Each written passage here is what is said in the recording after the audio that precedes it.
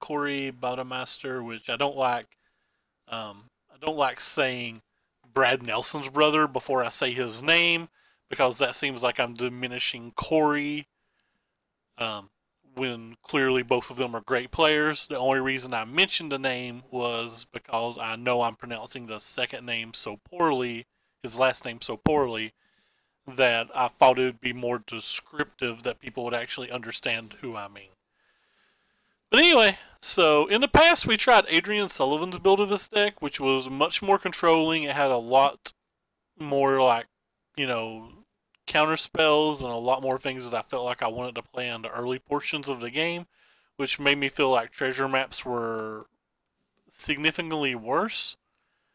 But this build trimmed on a treasure map, trimmed on some of these 3-mana counter spells and stuff, so I wanted to give it a try. He won his local states with this deck, which was kind of cool. I have no idea how big of an event it is or what kind of prize it is or anything like that, so I don't know, on a scale of 1 to 10 where the toughness lies. I don't know if it's a 9, a 7, a 6, a 2, or whatever. I know one of our normal viewers, and I'm going to pronounce their name wrong too, but Odavi? Odvieee, I think's how they spell it. But he also top 8 at that tournament with Black Green. He said Corey smashed him in round 2. So I figured we'd see if we could power out us some Niv Mizzets here. I do think it's kind of interesting that, like, there's no cleansing Novas in the main. There's only one settled or wreckage in the main. So it feels like we're already asking to lose game 1 versus Black Green. And then when it comes to the sideboard, we got these stars and stuff, which is kind of sweet. Also, let's pop up my internet real quick because for anybody who cares, over on tcgplayer.com, he has wrote an article, and this is how you spell his name for those who know how I'm pronouncing it wrong, and he's got a sideboard guide in his article about his deck. He's also got a gameplay video for somebody who wants to watch more of this and or watch a better player.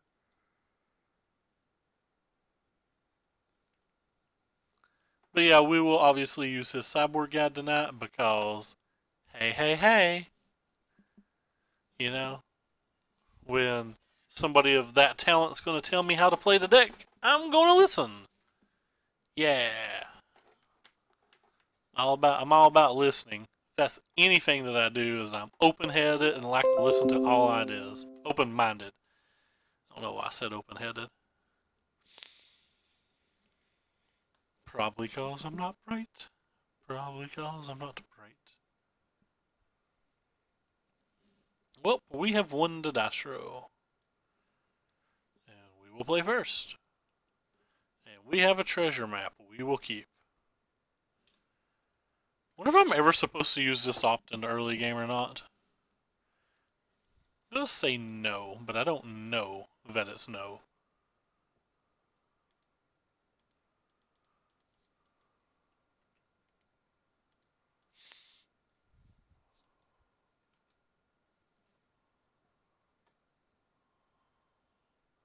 Carnage Tyrant, do your worst. Apparently my sinuses are killing me. I apologize if you can hear that. I don't even know how to fix that though.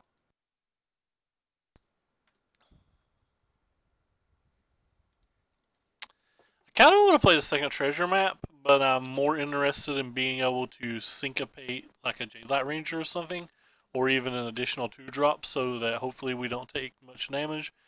And if they don't play any other spell, getting to opt to find the land seems fine too.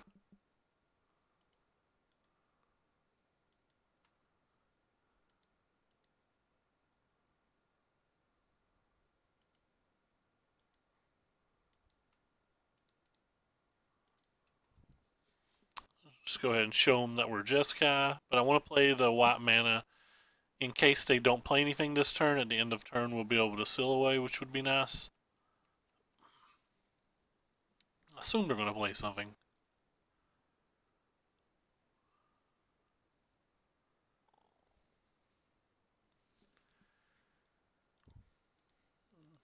No, sir, we're not having it.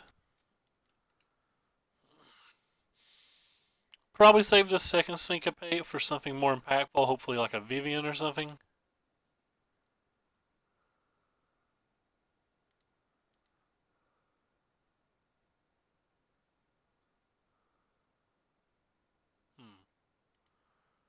Okay, I'm all about that. We have to give up one of our treasure maps for it, but I think overall it's worth it.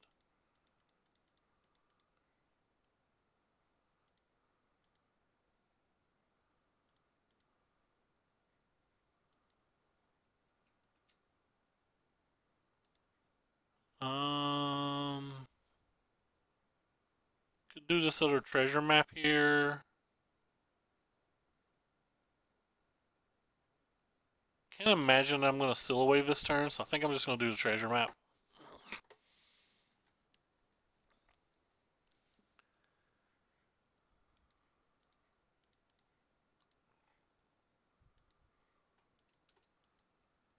Well, I guess they don't have a land this turn, they're just done? I wouldn't have gave up there, but what do I know? Alright. Well then. Lovely.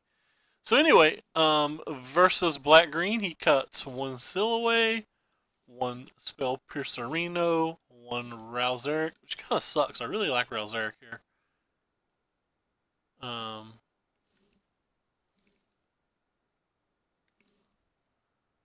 He cuts the two Ionize.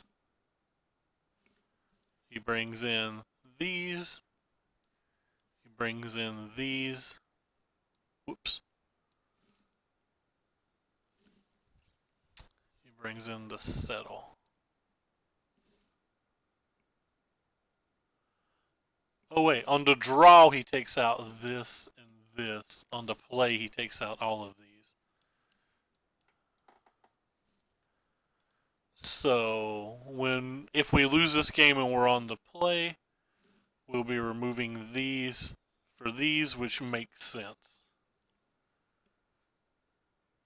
So he says this matchup is always close and very challenging. The better player usually wins from either side, which is very exciting. You want to make sure you don't let a Vivian Reed hit the board while simultaneously making sure that you don't just die from a Carnage Tyrant.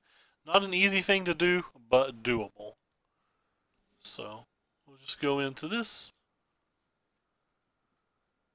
Probably not going to read everything he says for now on. Probably not going to put a link in the description to his article either. You can just go to tcgplayer.com and read it. I feel like it would be rude for me to post their links without their permission. Though I really would love to be able to link the articles and information where I find these decks, but just don't think it would be right for me to share their stuff. No, not the rest. The Rethonino, very good here. Our poor treasure map.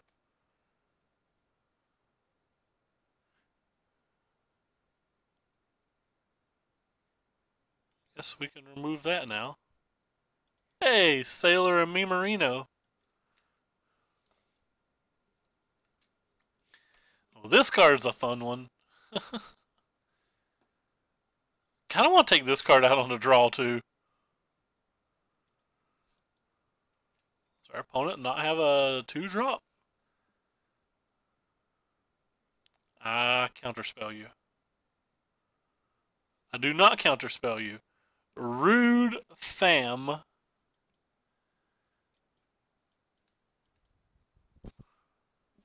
Hey, Corey. How's it hanging?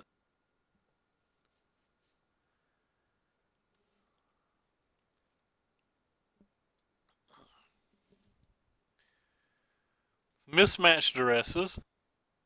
Get out of here, opponent. Throw your stuff in the... throw it on the ground. Phew. I guess I'm playing this one. And we're getting our thread on the table. Oh, yeah. They've not played anything good on 2. So the best they could probably have here is a Choop. Maybe they have a Karn or a Veraska. That'd actually be worst case.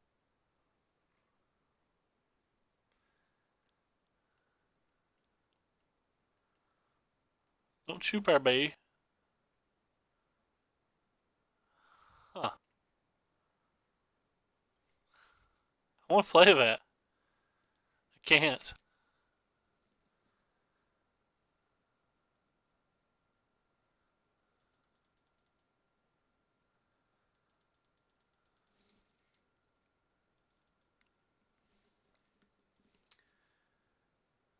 There is one dive down in this deck. That would be a cool draw. Yeah, whatever this is going to get counterspelled.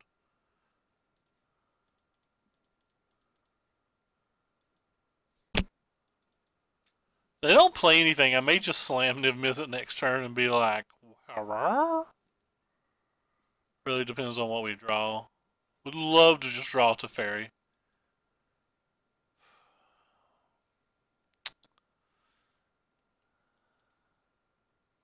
They didn't play a land.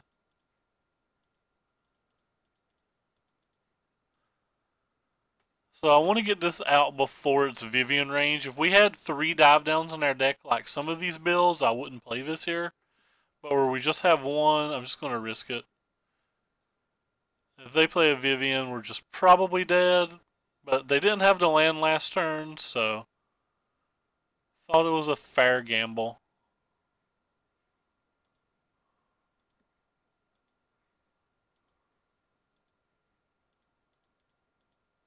FYI, it may not have been.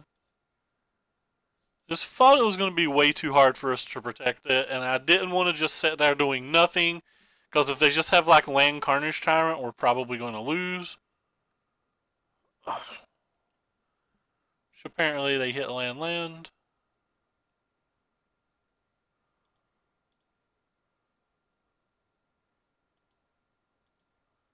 Guess I'm going to put that on top. It can block.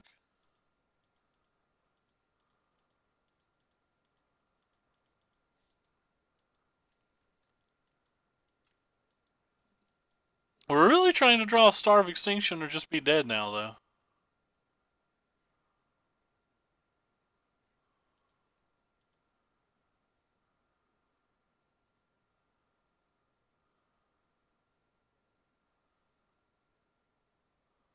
What do? You give us cards. Alright, I think I'm down with drawing cards.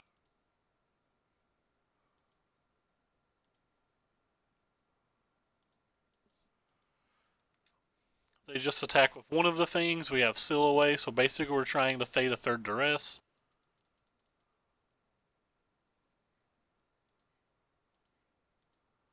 Or a 2nd Carnage. We're trying to fade 2nd Carnage as well.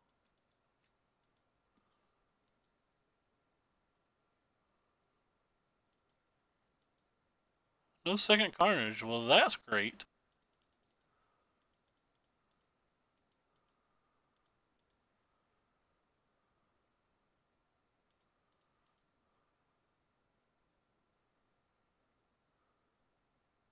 So then like they have yet another removal.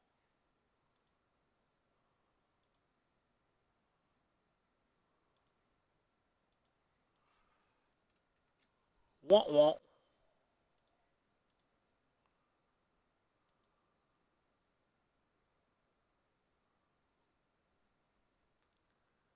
We're currently featured prominently in a Race to the Bottom.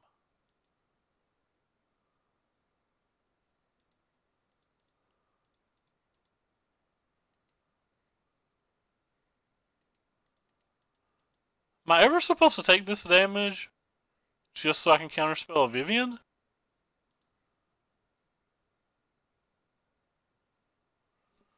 No, I think it puts too many things out there.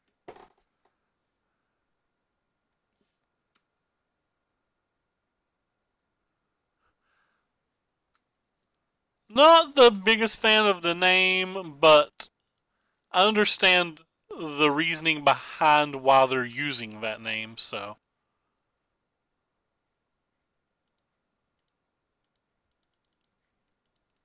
They're using that name because in their laddering system, their top rank is called Mystic. So it makes sense in that regard.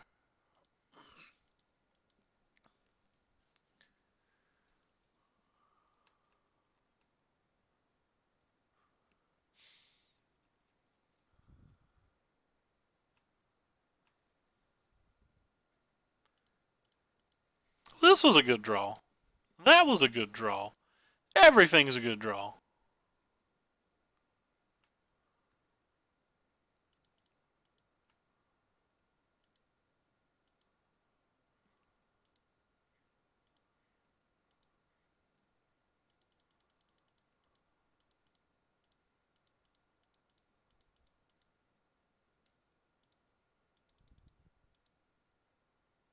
Okay, they're done.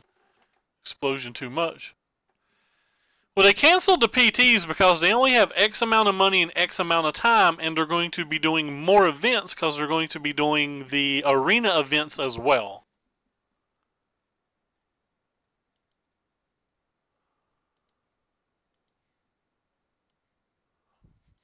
Well, when they're adding a giant amount of prize support, they have to take money from somewhere.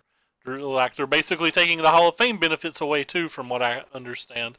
Obviously, there can be more details later. This is just what I'm inferring from their particularly placed announcement. This is good for Magic. Like, it's not good for everybody who plays Magic, but it's good for Magic as a whole. Like, it's not specifically good for me, for example. It's not good for Gold Pros. And when I say not good for these people, I'm saying based on the current information, obviously more things can be added that would change this. I am not. One of the coolest thing about Pro Tours and stuff like that is being able to see people like John Finkel show up to every event.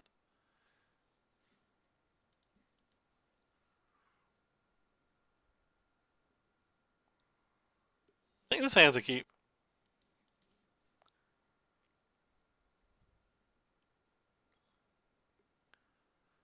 Hey, this is our buddy Dave. Oh gosh, Dave generally plays aggressive decks. This hand might not be good versus an aggressive deck. Well, they never brought Nats back. Nats has been taken away for like 10 years. Sure, they brought Nationals back last year or whatever, but that wasn't Nationals. That is a World Magic Cup qualifier that they put a new name on. Or they just changed the name of. That was not Nationals. To call that Nationals was a joke. Countries like Ireland, for example, like Dave's country, is like one day, like 6 or 7 rounds or something like that. That's not a Nationals.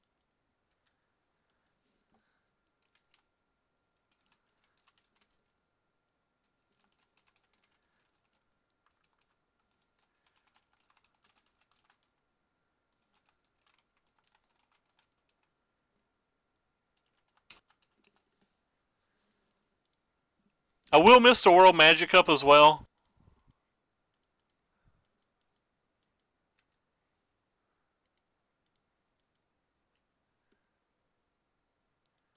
It's going really good. It's going really good, Spear. Hope everything's going well for you. But, like I said, I think it's a positive for Magic in, the grand scheme. It may not be the best thing for everybody who plays Magic or whatever, but all in all, it's definitely got to be good for Magic, right? They said there'd be details on Worlds later, so yeah, Worlds is still going to be a thing. We really need to draw a land. Guess what that isn't? That isn't a land. Didn't we just put that on the bottom of our deck?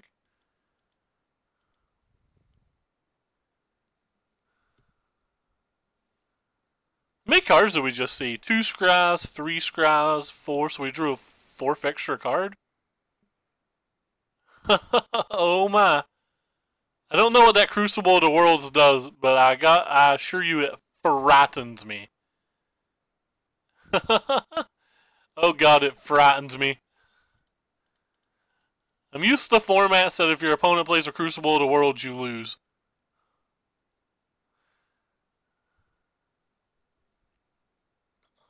But there'll be more details to come. There's still going to be a Worlds, I think. I don't think they'll get rid of Worlds.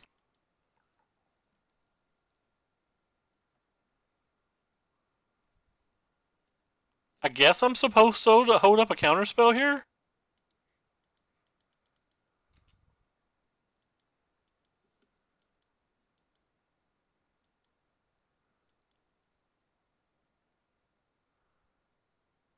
Pretty sure I'm supposed to load up a counterspell.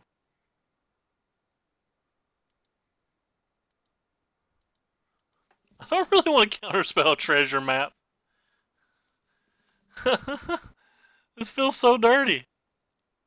They have so many lands, but I'm not sure that I beat that card in the long term.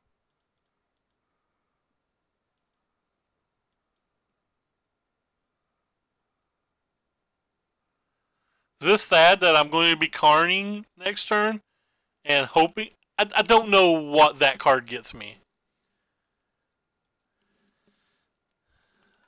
Like, does that card beat us?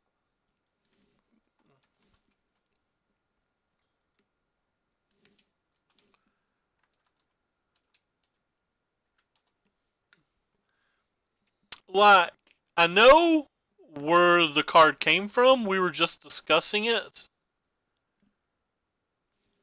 But I don't know if it's worth a syncopate. Say just counterspell it, but I don't have many lands left.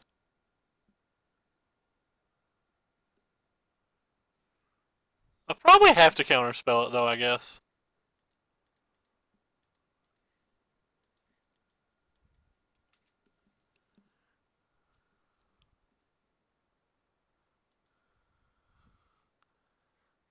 Red Rover, please Karn, bring us lands.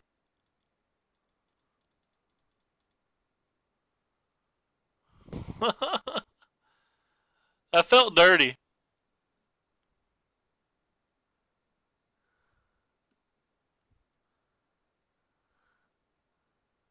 Well, if there's one thing Karn's good at doing, Karn's good at bringing people lands.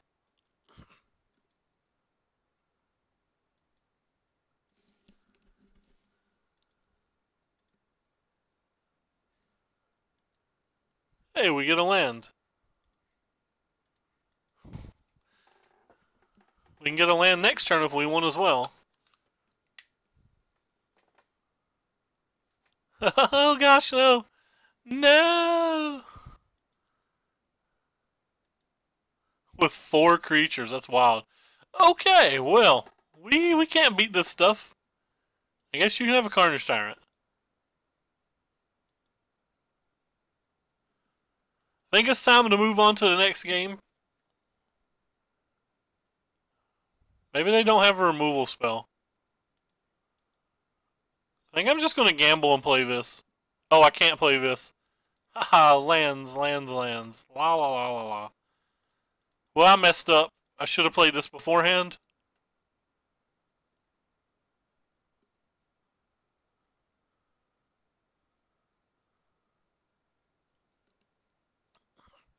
It's not going to matter because we have the treasure map as well. But he may have gave us a land instead of like a Deafening Clarion or something.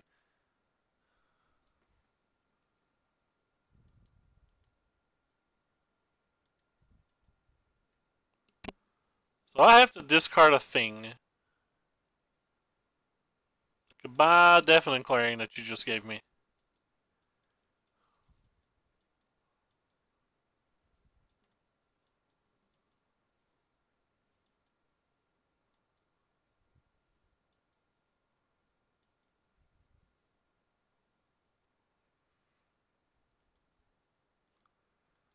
I think he got Vraska back, which was a bit of a problem.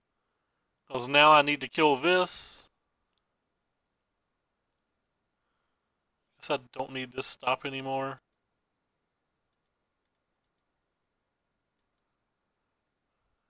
So the only thing we have that gets rid of this is Teferi exactly, right?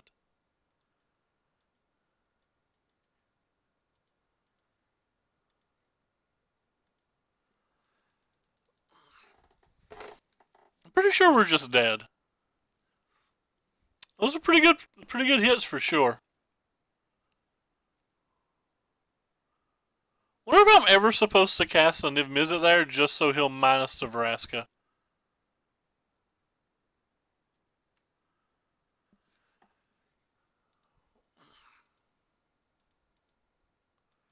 It's like right now I'm kind of like locked into trying to find a Teferi. That doesn't feel good.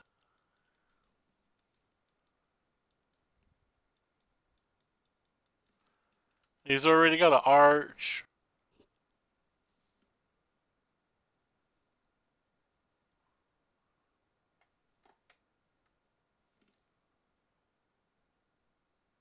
I bought a box, tacos.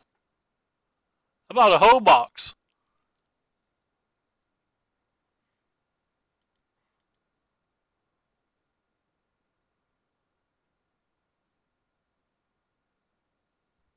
A box and 3 packs to be exact.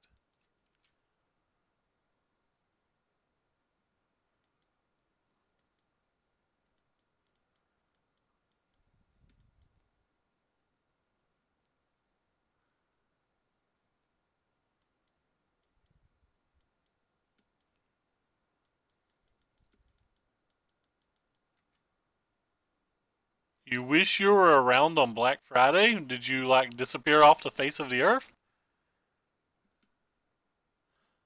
Uh, they opened it on stream. I got a reanimate box topper. I was hoping for like a Tarmogoyf for a Liliana or something because money, but that's pretty good. It's a really good price.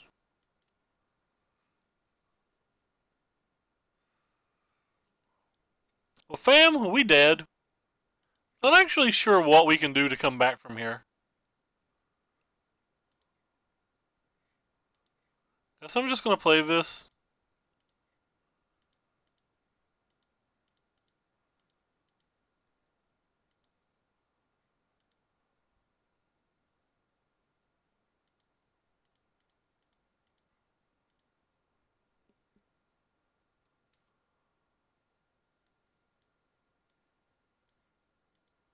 I shoot you, Veraska. I'm so pro. Yes, too. I got three reanimates out of my box. I have no idea, Spurs. I got mine from an online stream where they opened it on the stream, but it was a sealed box, so.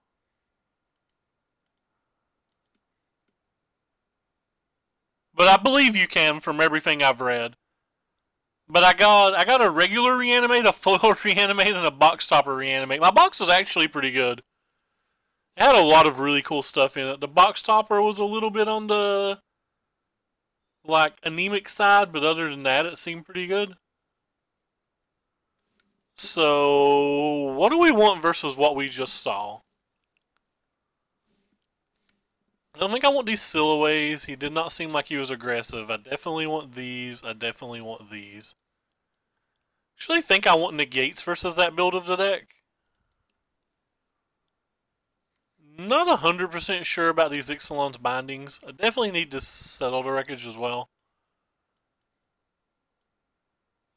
Like, I have no idea what they're playing, but they didn't seem aggressive.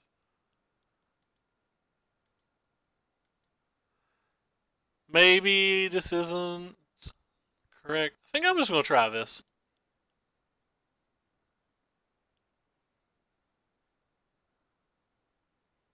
Yeah, Pierce probably could have been good enough. It might have been wrong to take the Pierce out. I could definitely see that. Yeah, they opened the whole box. It was pretty good.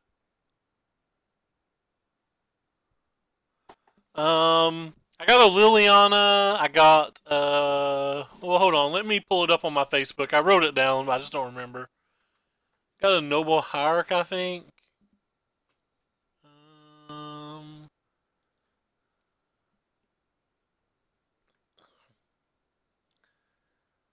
Send it to Corey, so let's go look through Corey's stuff. I hit a Snapcaster, a foil Reanimate, a foil Pattern of Rebirth, a Noble Hierarch, a Ulamog, a Celestial Colonnade, a Liliana, a Fulminator Mage, a Dark Depths, a Containment Priest, and a Reanimate. I think Dave Mulligan last game too and still just smashed us.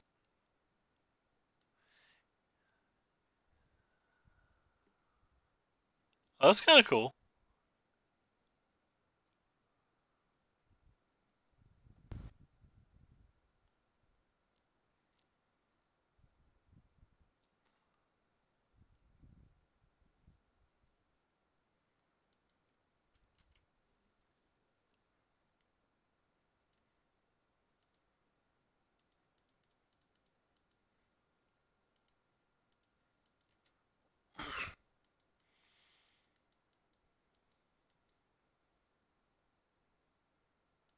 Hmm.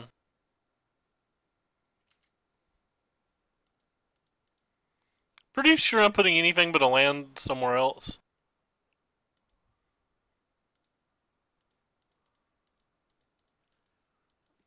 I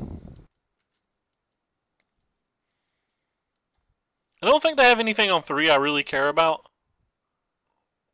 Maybe I'm supposed to care about that, I don't know. Just kind of want to set behind our wall here, like this is our kill condition. Just want to make sure we hit lands.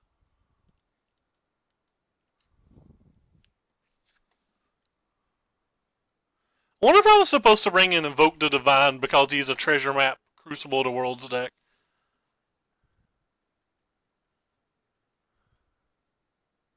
Yeah, even with as good as hits that I got, the prices were theoretically 351, and that's before they start bottoming because over this weekend they're obviously going to start crashing. I feel like I'll probably get about 270 out of my cards. That was eBay prices, by the way. Probably 270-ish out of my cards come tomorrow. Alright, so let's see.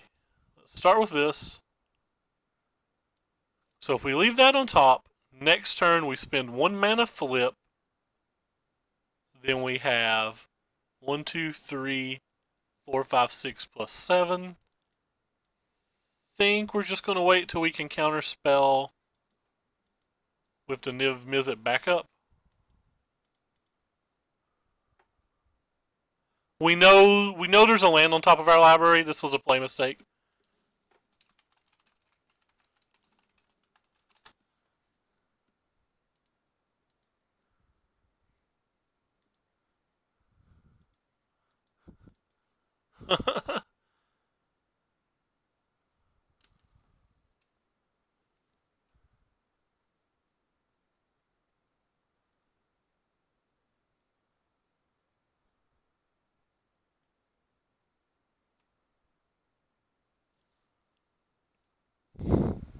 What are you playing at your PTQ?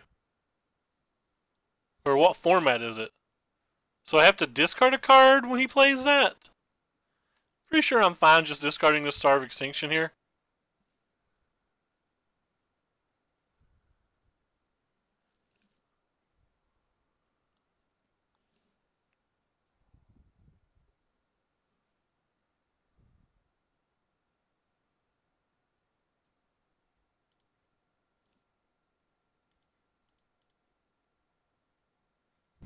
Actually, I think I want that. Let's not make the same mistake again.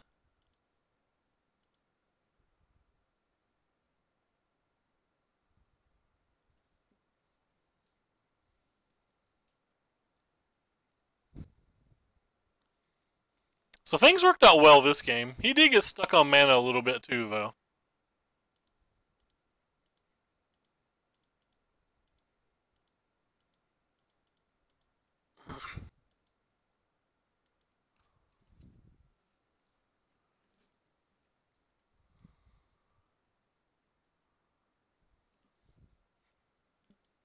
Heard that the rest of the shocks aren't printed until the 3rd set?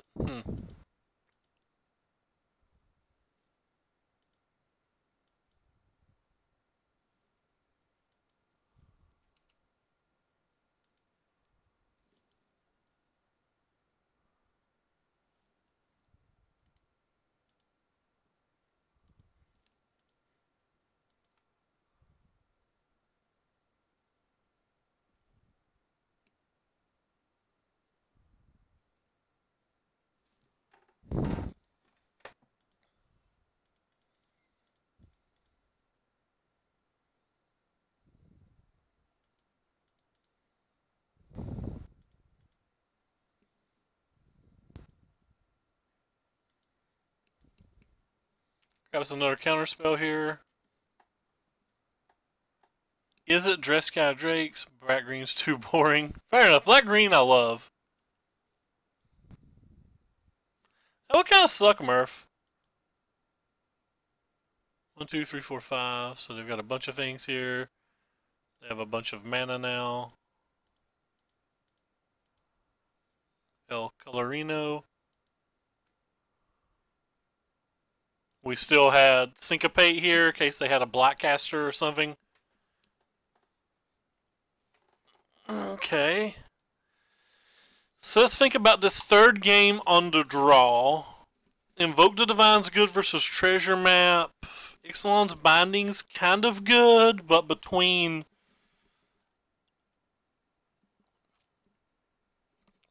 Eldest Reborn, like being able to get one of our Teferis, or having Vraska to kill a Binding to get back Vivian, or Vivian a Binding to get back Vraska, I'm not sure if it's worth it.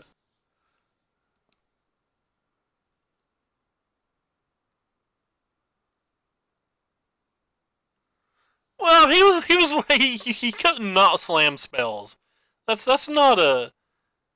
Nah, he had to slam spells. You're not going to beat a Niv Mizzet not playing spells.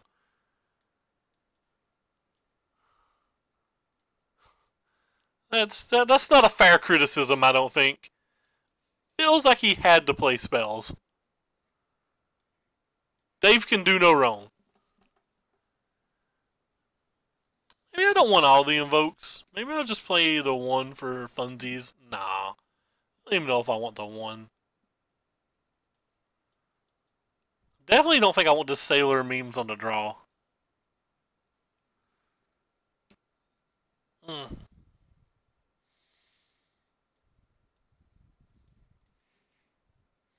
I'll try the one.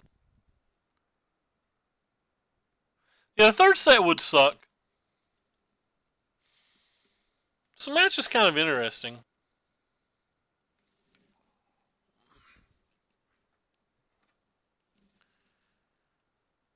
Ooh, we don't have a treasure map this game. Can we keep a hand without a treasure map?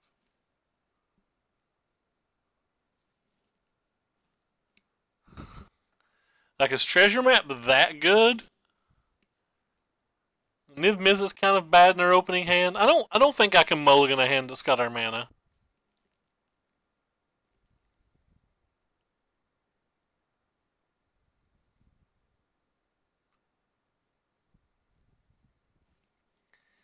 This might be a turn 1 island, though, just so we can opt. I'm pretty sure this is a keep. I think it's closer than it looks because, like, he's probably going to have a duress, so you can automatically assume the Karn's, like, basically gone. And I don't think the Niv Mizzet really lines up if we don't have anything else. But I still think it's a keep. I've not looked at prices at all, Murph. So like I said, we can probably expect the Karn going. If he takes the opt, that means he's got an answer for the Karn later. They did just put treasure or Teferis in multiple forms into treasure chests, right? He's got his. Ooh, that was a banger of a draw. A banger of a draw, as they say.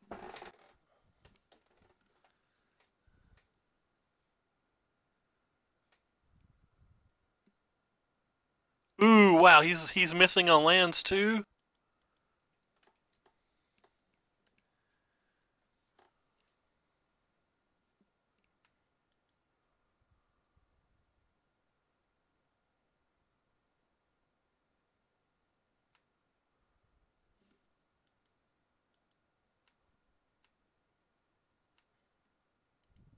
Stop on my turn. I definitely don't want this, I don't think.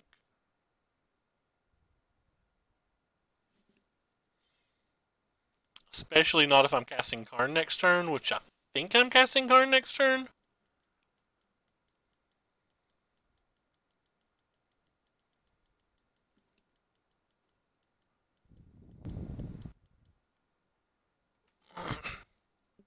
Am I casting Karn this turn? No. I do want that, though.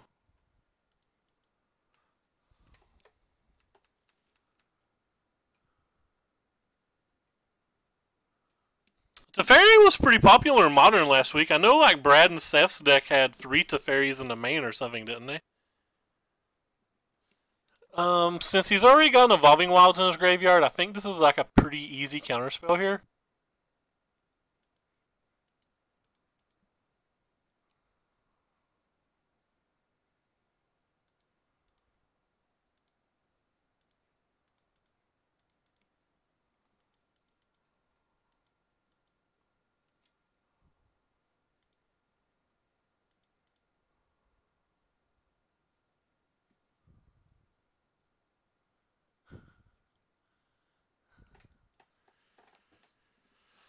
Ugh.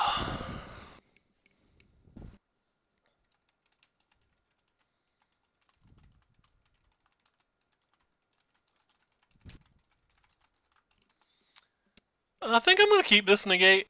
Everything in his deck seems like negates something that negates good versus.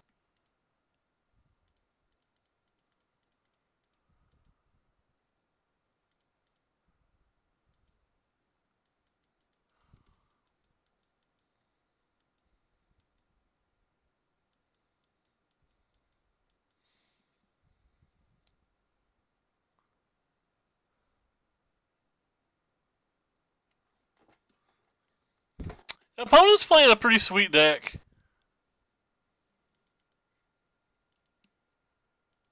They gave us an island. We have 7 mana land destruction, but it kills our Karn. Which is beyond interesting, I think.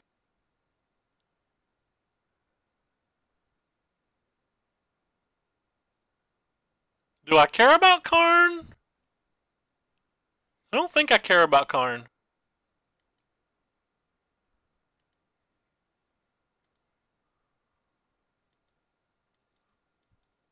I think I want to save our negate to protect our Niv-Mizzet.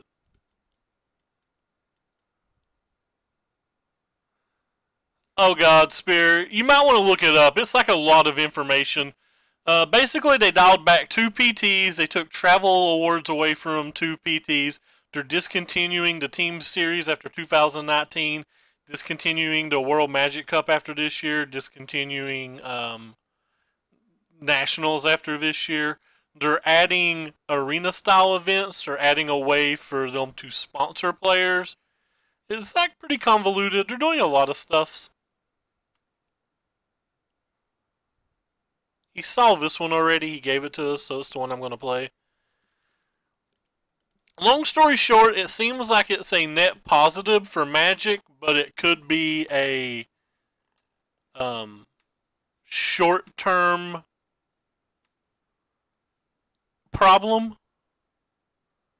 Like, it could affect some like pros and stuff currently, but it's got to be great for the future of Magic in general.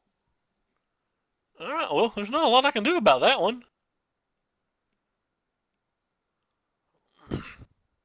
Not going to counterspell that either. Everything's about saving Niv-Mizzet right now.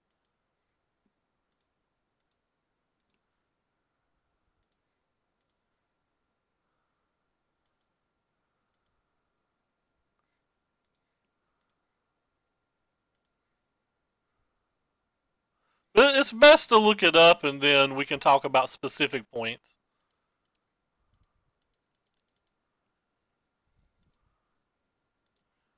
I think I'm just going to actually tuck that. I don't want it attacking next turn.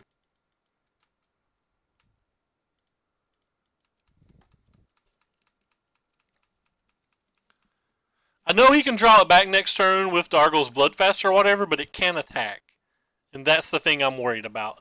And using Argos Bloodfast uses an amount of mana.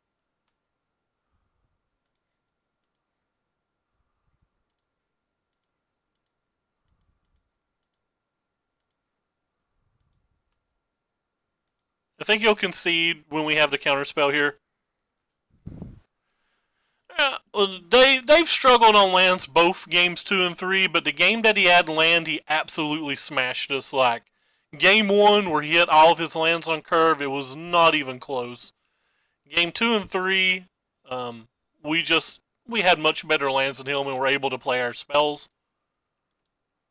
His deck looked kind of sweet though. I want to try it out. I might beg him for a list at some point.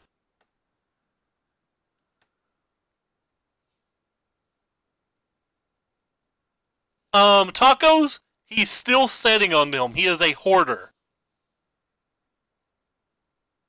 He is a hoarder. He is still setting on all those Urza stuff. He was actually just earlier today linking me to prices on how much they'd spiked up to. Because like some of those boxes are between like $1,000 and $3,000 each now. But yeah, he's a hoarder. For anybody who cares, his TCG player account is called Dragon's Nest Games, I believe. TCG seller search. Is that right? Let me double check and make sure that's what his TCG thing is. Dragon's Nest Games. Yeah.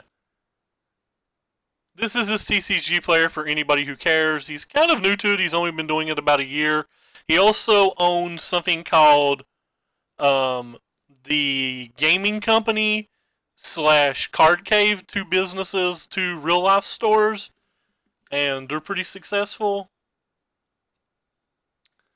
The TCG player page I linked you doesn't have anything to do with his store or that I showed you. That is his personal hobby, and it's like 10 times better than mine. GG's, Dave. Sorry about the lands, man. I know you had problems in game 2 and 3. Before he got into Magic, he used to sell used video games. He's doing the Magic thing now. He's actually the sponsor of the channel. He's Sean Corp. I'm sure you guys have heard me mention Sean Corp before.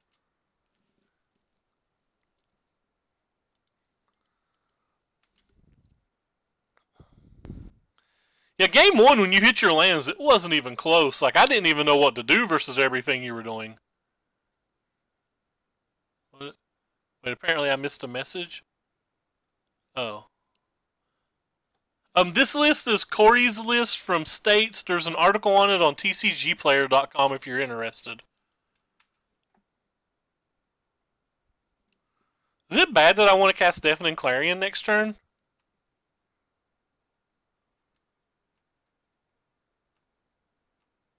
I feel like I kind of have to.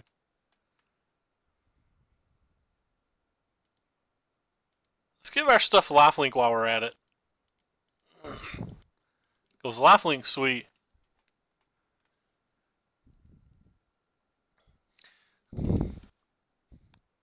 I hope it pans out for you. Like, I think it looked very sweet for sure. So we kept a J-Light Ranger on top.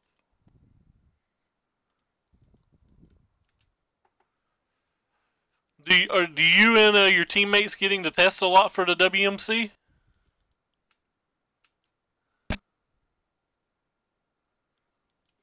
I'm going to take this damage because I would rather make sure that I can syncopate the Jade Light Ranger if it comes out this turn.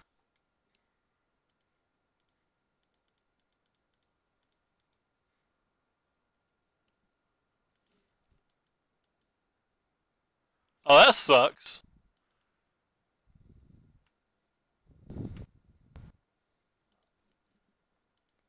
That sucks. Do they get to play a lot online at least though?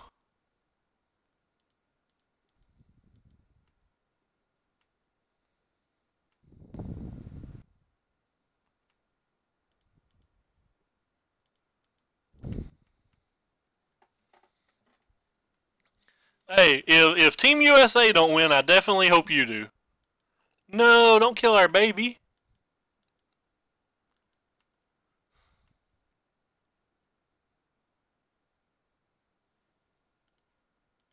They killed our baby.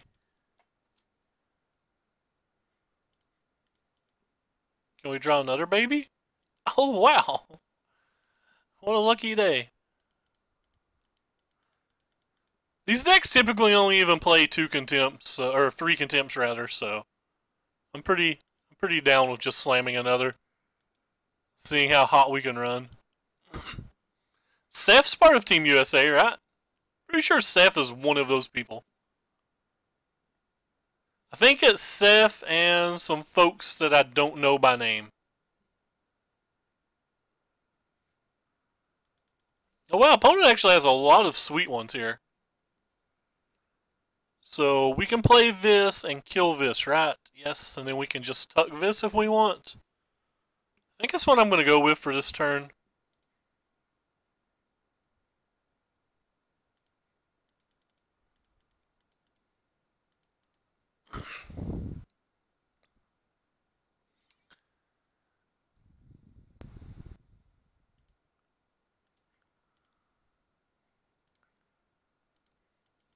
We know what their likely play is next turn. It's probably the Relic Seeker. 2017 was a stacked lineup. Kevin posted posted their names a little while ago on his Twitter. I'm not an intelligent man, so it's hard for me to tell. So look at the top two cards. It's not draw, so we can go ahead and row first. Well, I guess we'll take a land. Then we can play this thing.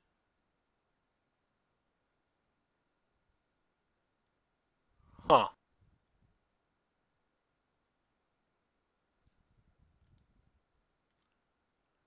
I don't really want to play this.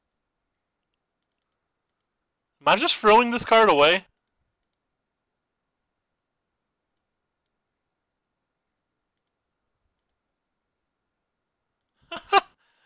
What a fantastic draw.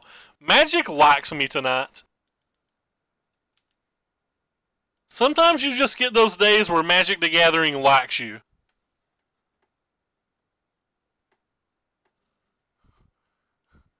It's our only kill condition. I don't know how we ever answer these Planeswalkers.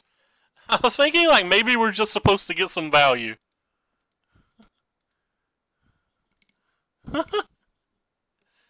That was such a bad play by me that got rewarded. Or very likely a bad play that got rewarded. Sometimes Magic just likes you, man. I'm telling you. Some days you can do no wrong. Hey, Dong, what's up, my man? This has Menace, so we can attack, which kind of sucks, but we're definitely going to be attacking that, so I guess we want to just kill this. Up she goes. Silhouette seems reasonable. Up she goes. Smash that.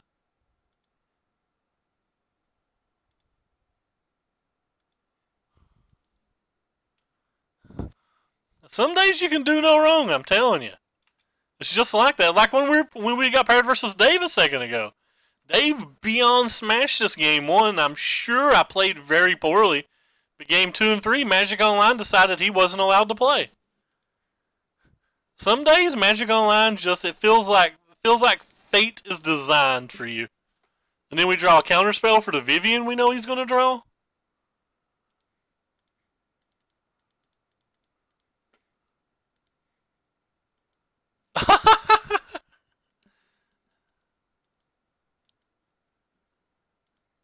We draw another counterspell? Come on, Magic Online.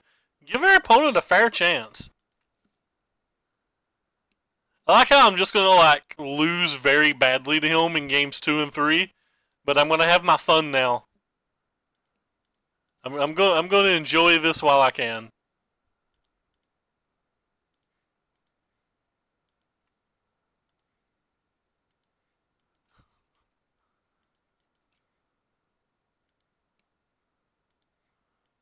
I'm definitely going to have my enjoyment as I can.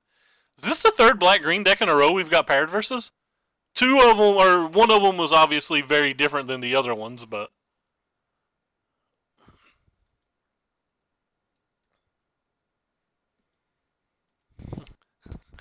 Sailor memes. Sure, I guess you can have that. I don't really care.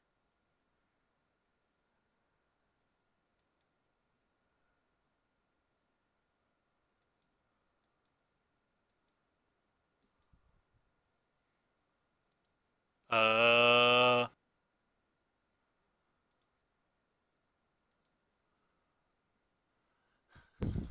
I don't know if it's the nuts versus black green or, like I said, if I'm running incredibly hot. It can be all of the above. Well, we know I'm running very hot. I'm not even sequencing things correctly because like the correct sequencing here was definitely to cast Karn before I played the Sailor and Memes. I'm just kind of like pressing buttons now, or as Misplaced Ginger says, just taking game actions because I don't think we can lose. But this is a very incorrect way of playing. When you're in a position where you don't think you can lose, you should probably play to not lose. I don't know if I'm phrasing that right. Like you should try to think of the lines that have a chance of beating you and make sure that you don't throw those games away.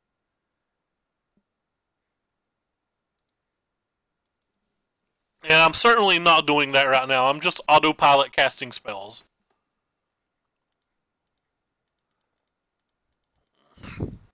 Which was very, very bad of me. I deserve to get punished. I'm not going to get punished, but I'm certainly not going to get punished, but I deserve to.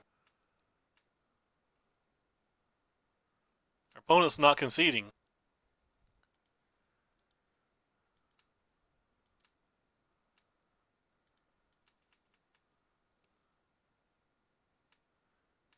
But yeah, I definitely played the end of that game pretty disrespectfully. Alright, well, I'm going to sideboard the same way we did versus match 1. Where on the draw, I'm going to take out the Ionizes and the Silhouette. And I'm going to take out the Row, even though it was like pretty decent that game, and the Spell Pierce. We're going to bring in these Sweet Stars. We're going to bring in these Sweet Phoenixes. And then we're going to bring in our one Carnage Tyrant semi-hate card. What else am I taking out? The Row. Did I not drag the Row over? There we go. And remember, this is Corey's sideboarding plan. It's his deck that he won states with. We're basically just copying what he did. We're not putting any thought into it at all.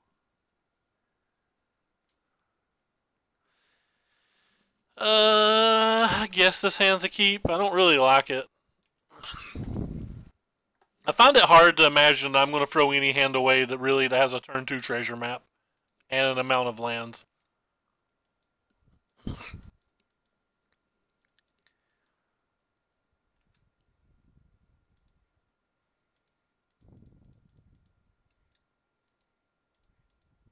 Put our stop back in. We don't have Ionizes, so we're certainly going to use this turn.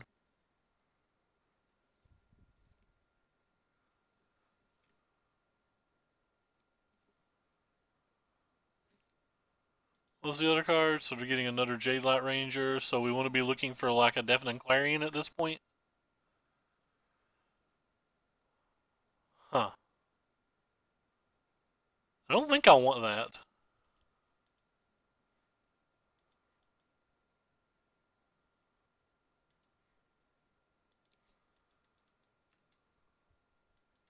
I got rid of the Contempt. I wonder if I can just cast Rekindling Phoenix next turn.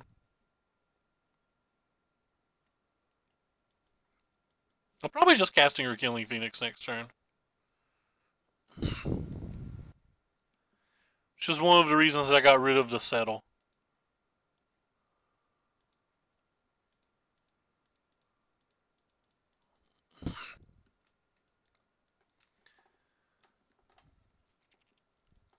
I don't think I would block this turn, but I do think I would block the Midnight Reaper.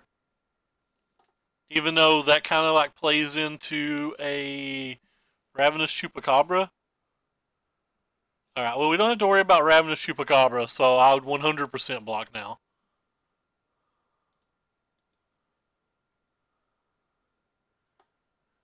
Like, no questions asked, 100% block whichever one he attacks with.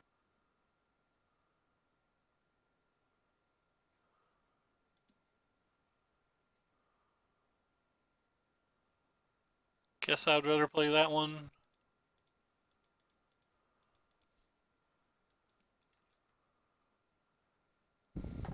Hello, that's our Rekindling Phoenix friend.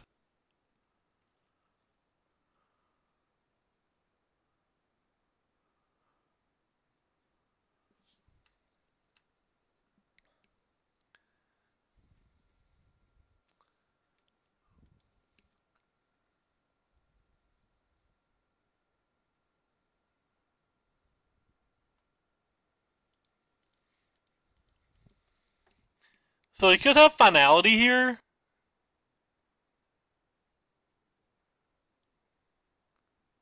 Just trying to decide if I care if I lose these phoenixes.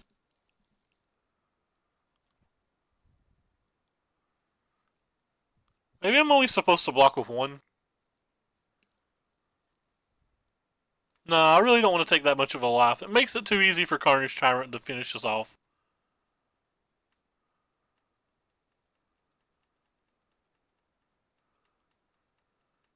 If he's taking his entire turn and killing his other creature, I think I'm fine with that overall.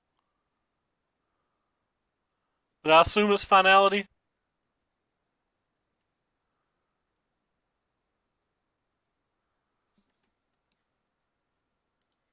Maybe I'm not supposed to make that block.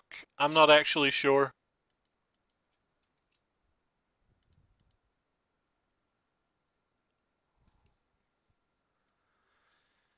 It's good versus every non-Carnage Tyrant thing he has, but I think I'm still just going to dump it.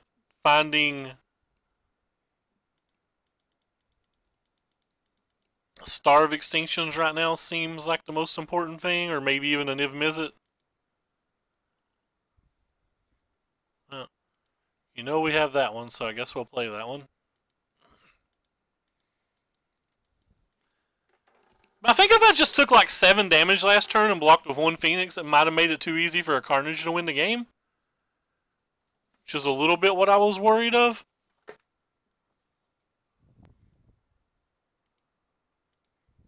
That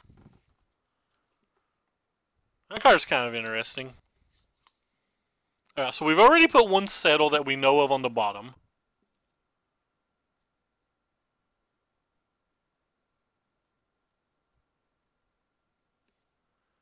So he's at 18.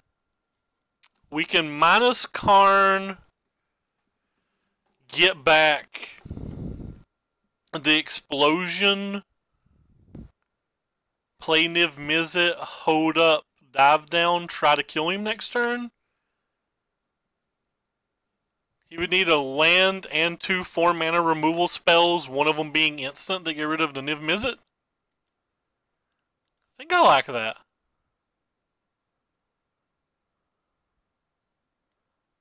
I think I want to go ahead. Oh no, he could just have duress. I already don't like my play. He could just have duress. I'm so stupid.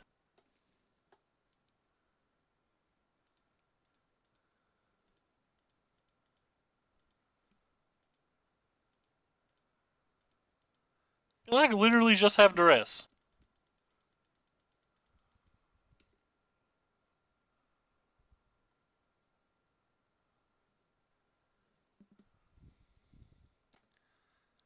He could have duress into a Chupacabra or a Contempt or a Vivian. And there's the duress.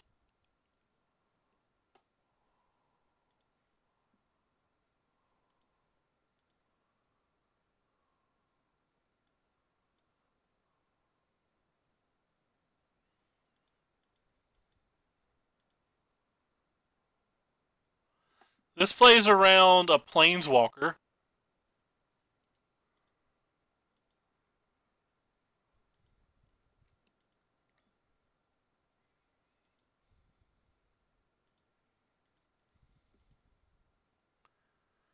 Guess we can see his hand before we make a decision here.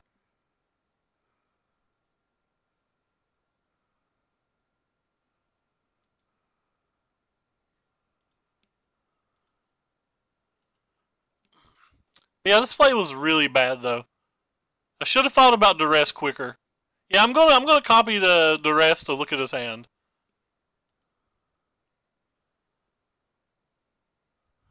See what we can do. He's got double Vivian. Alright, well that's actually just great for us, right? So like snap off a Vivian. Sacrifice one of these. Go ahead and protect this for the turn at least. Hopefully we don't draw anything relevant.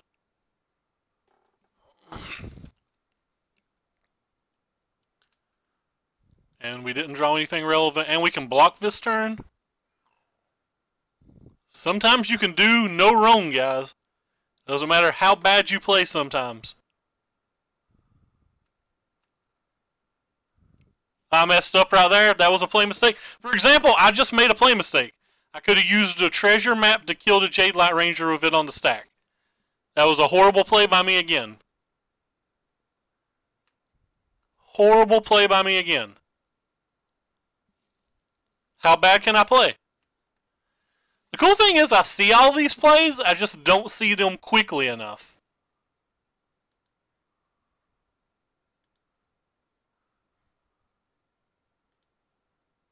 I think we might be on defense now. At least seeing the plays is something, right?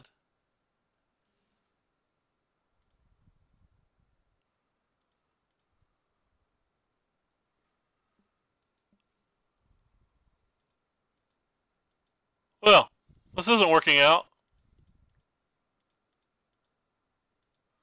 Red Rover, send us on over a settled wreckage. That's not a settled wreckage.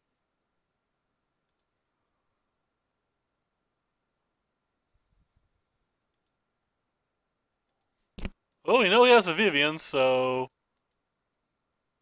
Karate chop.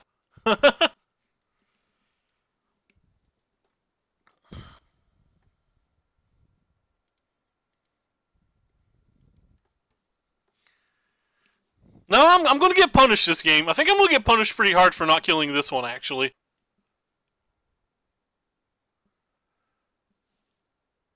Because if we killed this one, we could have killed this, and we could have killed the Midnight Reaper, and then we would have only had to worry about the Carnage Tyrant, and we might have been fine. Because, like, he's clearly going to Vivian and probably kill this. Oh, I guess he's not going to Vivian and kill that. That was a good draw. But yeah, I definitely punted. We have this land, or no, that's a Karn. That's not a land.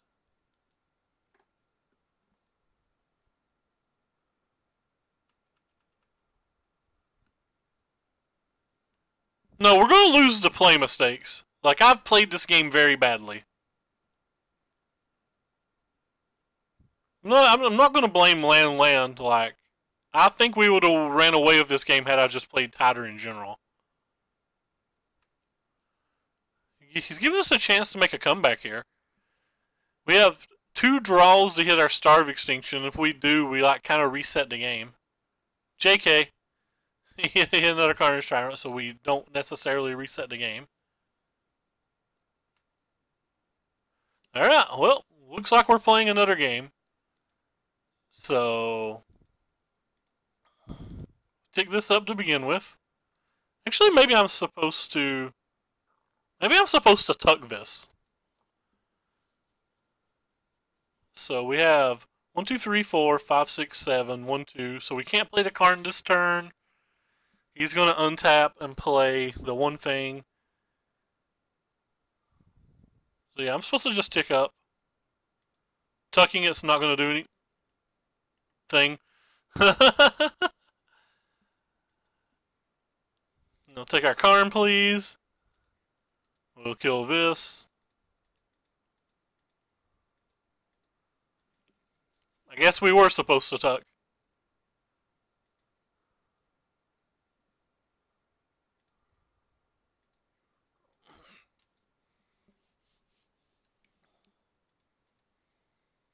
No, we know what our opponent's drawing.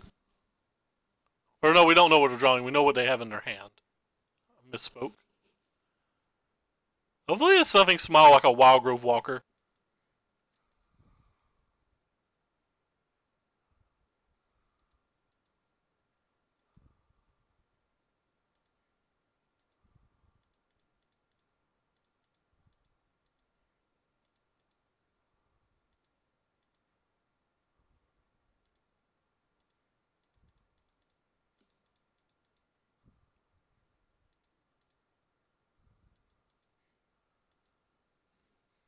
We'll get it to Fairy next turn unless they hit a Contempt this turn. Which isn't bad.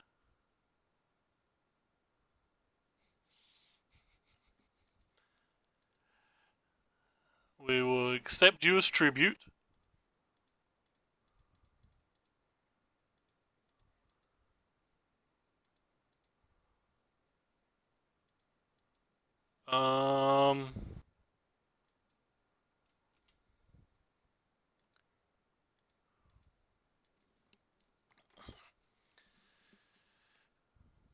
I think we're going to take the 1 because the expansion plus the exposure wins the game next turn.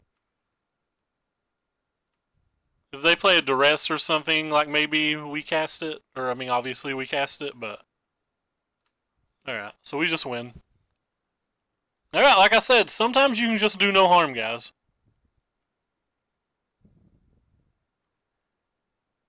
Think we have enough mana to not do the untap stuff?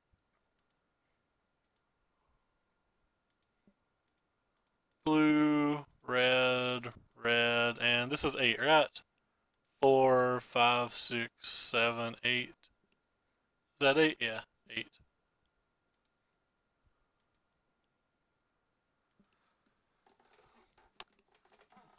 So, I made a comedy of errors that game, and it didn't matter, and we've locked up a pity chest. It's kind of embarrassing for me to play this bad. I don't think I played the first 2 matches terrible, but I definitely played that last game and part of game 1 real bad.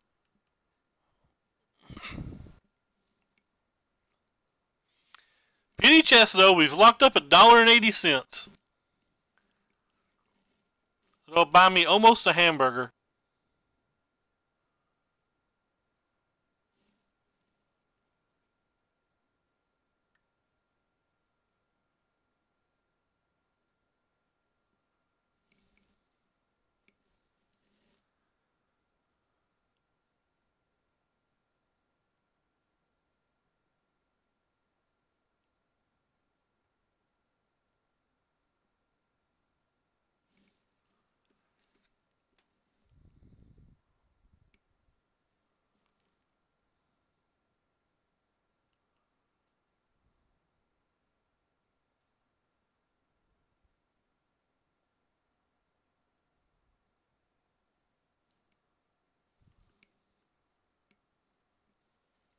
What format, Consume the Meek? I'm going to assume you're going to say standard because I'm streaming standard and mostly only stream standard, so you're not going to like my answer. I'm a boring human being. I would play a basic black-green deck with like 3 Vivians in the main deck, 2 to 3 Carnage Tyrants in the main deck, and some Midnight Reapers. I wouldn't do anything splashy. I think the deck is very solid, very consistent, and I'm very comfortable playing it. But in standard right now, a lot of the matches are so close that, well, let's just say, for the sake of argument, let's just say that black-green is the best deck. And I'm making air quotation marks when I say that. Like say it's the strongest deck across the field. Like, the matches are so close right now that I think it's a lot like Modern, that being comfortable with your deck and understanding your deck can overcome some of those percentages because they're so close.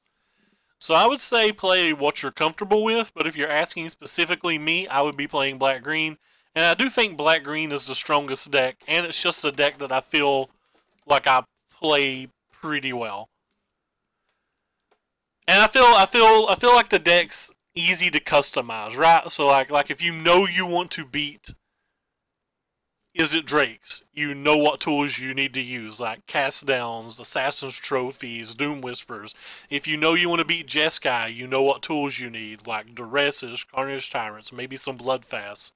If you know you want to beat the Mirror, you know extra Finalities, extra Midnight Reapers. So like it's very easy to customize, but like when I'm tuning blue-red Drakes or blue-red Drakeless, sorry, blue-red Drakes or blue-red Phoenix or blue-red Phoenix Lust, like I think some of the lines get more muddy.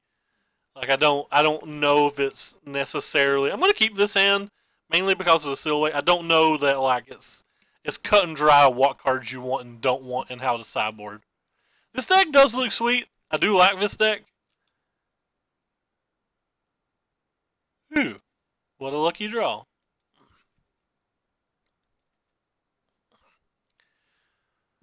But like I said, it's just whatever you're comfortable with and whatever you enjoy. On Arena, I mostly play only Drakes, for example. But like I said, I find coming to a 75 I'm happy with a particular event much harder in a Steam Vent deck than I do an Overgrown Tomb deck. And I'm not saying that Overgrown Tomb decks are easier to pilot or anything than Steam Vent decks.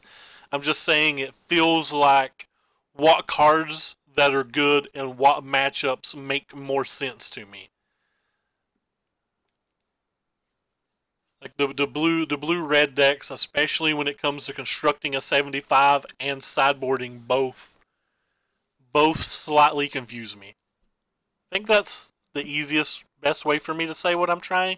I ramble a lot and don't convey information particularly well, but I think I'm potentially getting out the point I'm trying to make. I don't know, somebody a lot smarter than me can probably put my point into a lot better words. A lot better. I don't even think that's proper English. Much better words. I think that might be the correct English. I don't know. I'm an uneducated red deck that isn't even smart enough to get his alerts to work, even though he uses Streamlabs.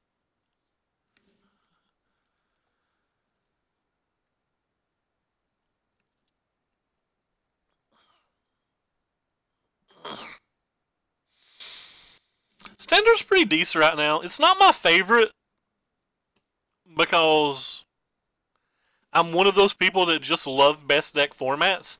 So like when red-green was the best deck, or yes, I'm going to say a blue-white approach. I don't believe in you teamer players. But, you know, teamer's the conventional wisdom. Or like when teamer's the best deck. Things like that. I like the best deck formats better. It's just the easiest way to say it.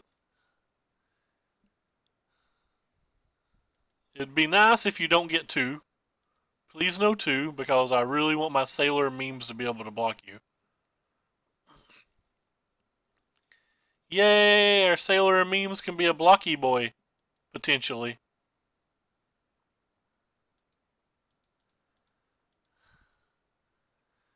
You could have a Ravenous Choop or anything, but blocky boy engage. If he's got a Ravenous Choop, we get a sweet Deafening Clarion out now.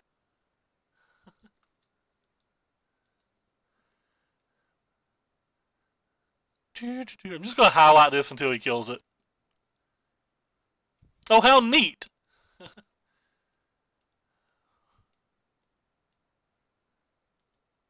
So they have a Choop now.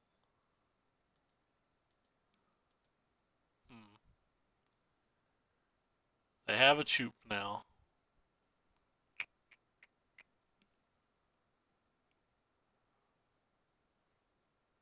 I think I'm going to let them commit the Choop. Because I really want the Ionize to be able to counterspell like a Vivian or something.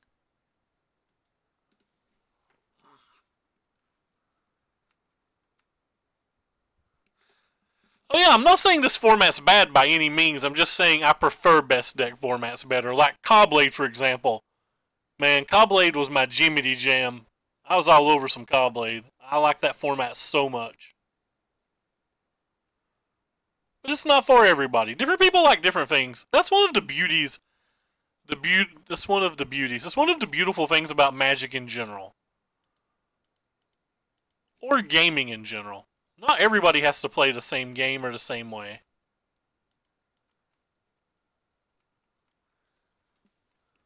So he kept a Squire on top. So we know he's got a Choop. We know he's drawing a Squire. Oh wait, no, he did not keep the Squire. I just can't read. JK. I think I'm going to play this one because, again, I kind of want to keep my Ionize mana up.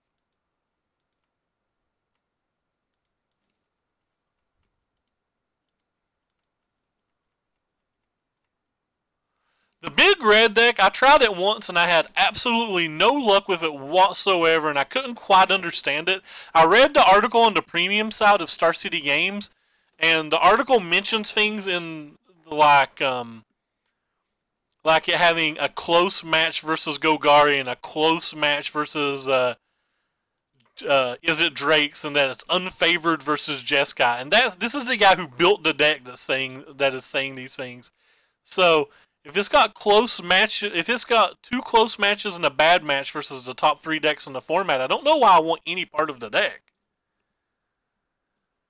I guess I need to put that on the bottom now because we're trying to draw an expansion, or we're trying to draw another Clarion or a Silhouette. 1, 2, 3, 4, 5, 6, 7, 8, 9, 10. Nice.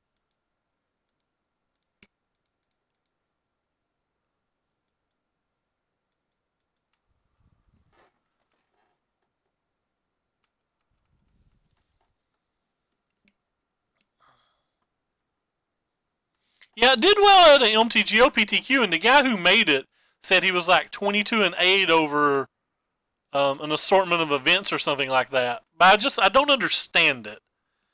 But that doesn't mean it's not good. It just means I'm an idiot. So there's only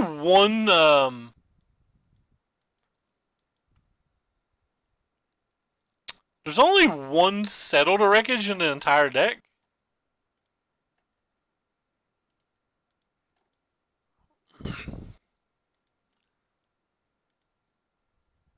Or an entire main deck.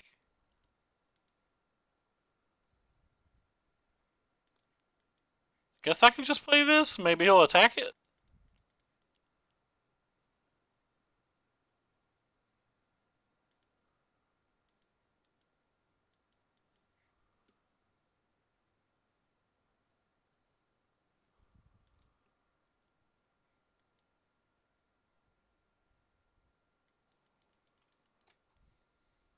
Yeah, well, the dive down's not a bad draw. It lets us potentially draw the Niv Mizzet.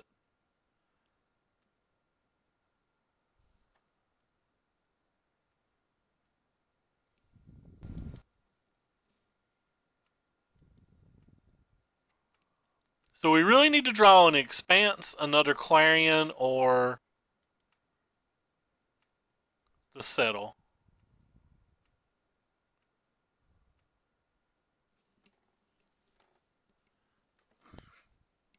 And then after we get our prize, we're going to have to do it all again because he's already got the Memorial.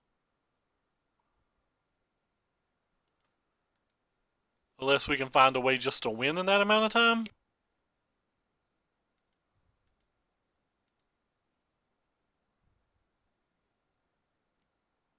It's not looking good though, is it?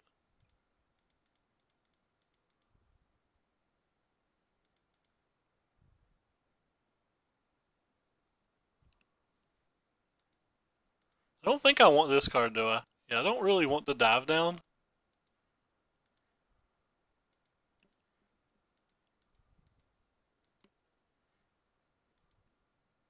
We get another land here.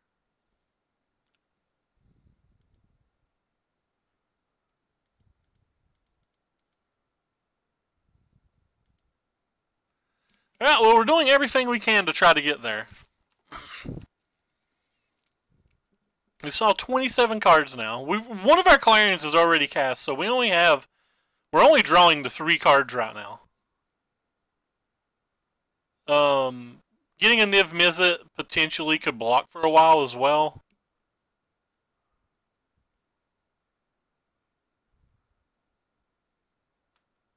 And for a while, I mean, one turn. One turn, that's all we got. Oh, he's going to our head now. Ripperini.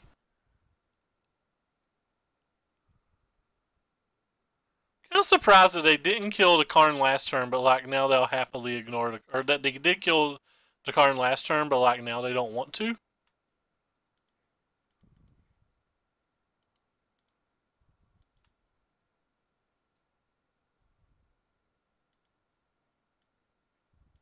think it's better to use this land.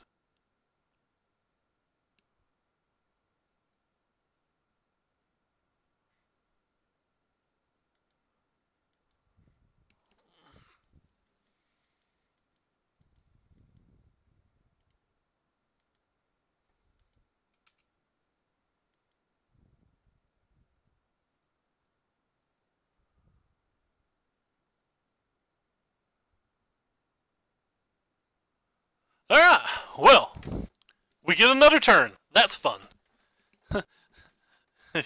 How exciting, we get another turn.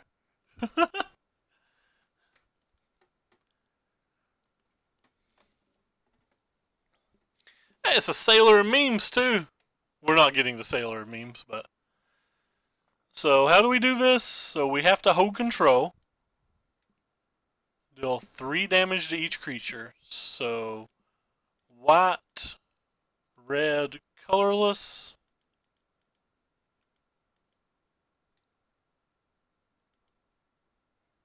And then we copy blue, red.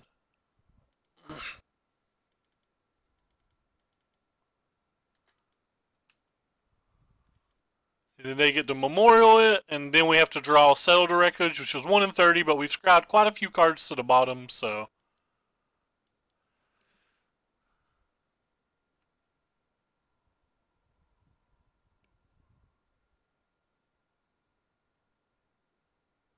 I actually think I should do this now. Maybe we can hit a Teferi or a Rao this turn to play.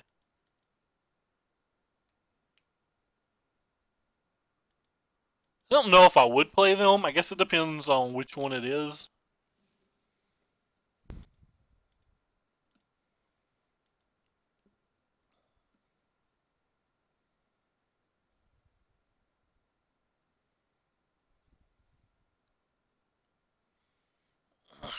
Excuse me.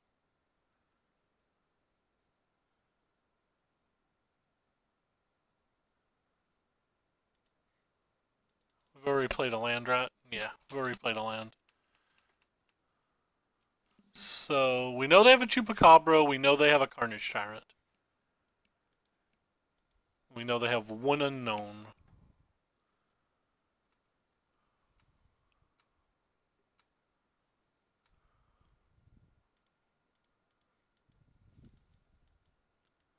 Hey Merlin, what's up? Certainly don't want that at this point. Niv Mizzet, you say? Niv Mizzet blocks. And that is all Niv Mizzet does. So 1, 2, 3, 4, 5, 6, 7. We have 8 lands plus a treasure cove plus 5 treasure maps. Karn can make a 5/5 blocker, so like maybe we just Karn twice. We downsize Karn a few times.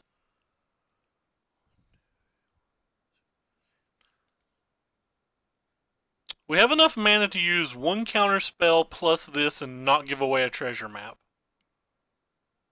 Which I think is the plan I'm about to be on. Worst case scenario... Oh, it does count itself, doesn't it?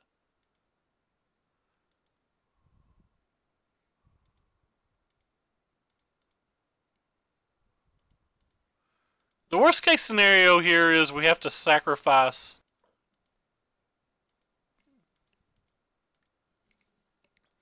some of these treasures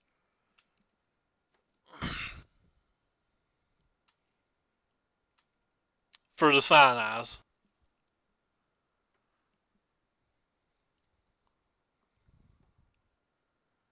They've been waiting for this the entire game.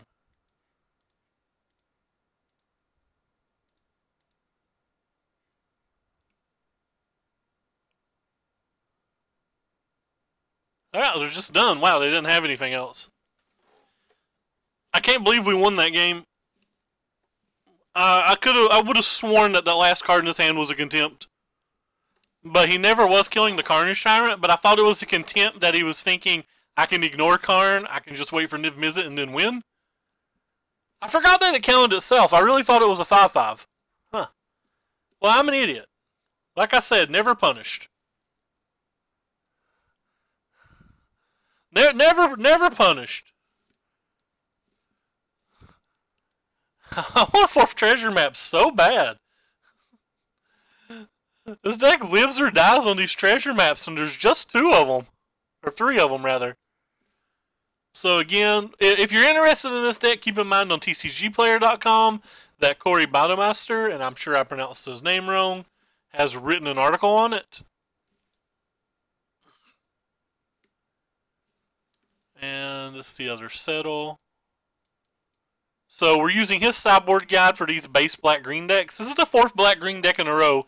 3 traditional, 1 non-traditional. Multiple of them have had Vraska's Relic Seeker main, which is a little different. You don't see that too often.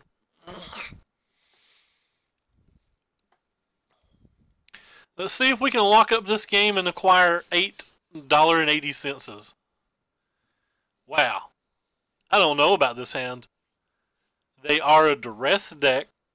This hand is not duressable. I just don't know if it's good enough in general. I think this hand's better. Anything but a land's going to the bottom.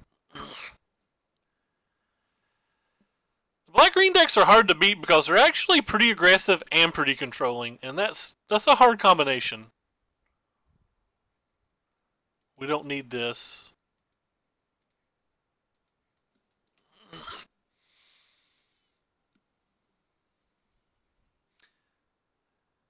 Yeah, this deck's sweet. I won't say anything bad about it. It's definitely sweet. The Sailor memes have been actually surprisingly cool. Yeah, this card does feel weird. The one time we played it, we got to draw 3 cards, but it looks like this game we're only going to get to draw 2. I don't know what's better though. It's like it's better than Divination. So if you're looking for a 3-mana card draw spell, like this is probably the best. I'm not sure why it's not just another treasure map though. Maybe he's afraid of going all in on treasure maps because of cards like Sorcerer's Spyglass.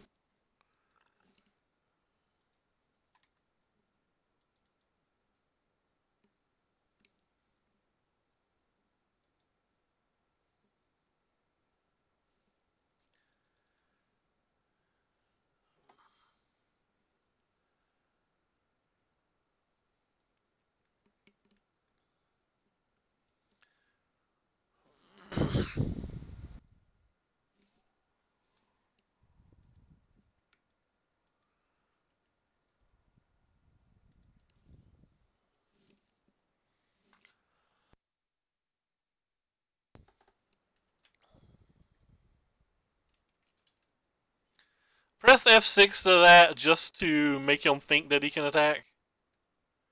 I think he would have attacked anyway, but I wanted to ensure that he did.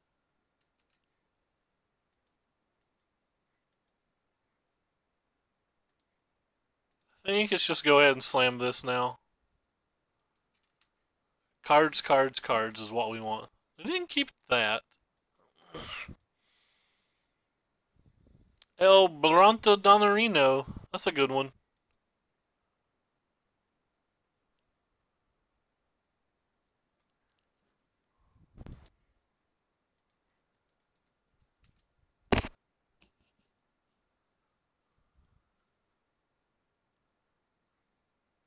Certainly stepping into the neighborhood of problems.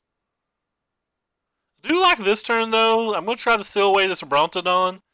And if he uses a seal away, he can't play a Vivian, so I guess that's something.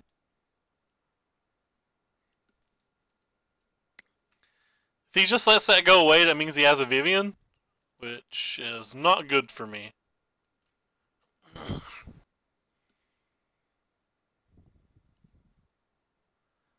Could be a hard one to beat, especially when we have multiple seal aways.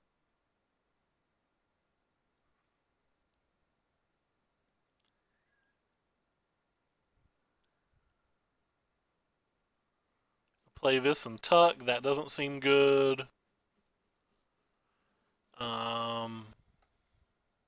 Just killing that also doesn't seem good. Maybe it's best at this point just to draw a card and prevent some damage. Doesn't actually seem very good either. Feel like we're just really far behind right now.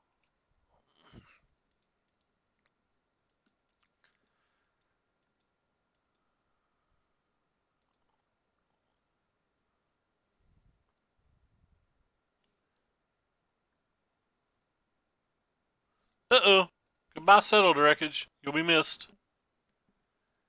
At least they can't play Carnage this turn, which might give us a couple turns to draw into lands and star, because we're going to need something like that to win from here.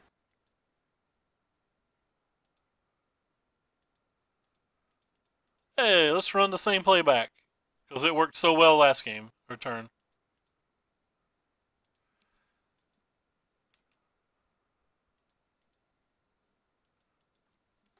We can also just draw an Expanse next turn, and it would kill the... It would kill the Carnage Tyrant plus the board.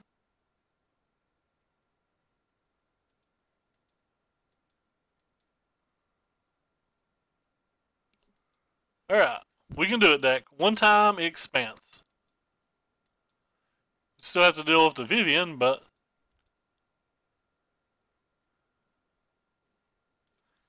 That's not what I asked for at all.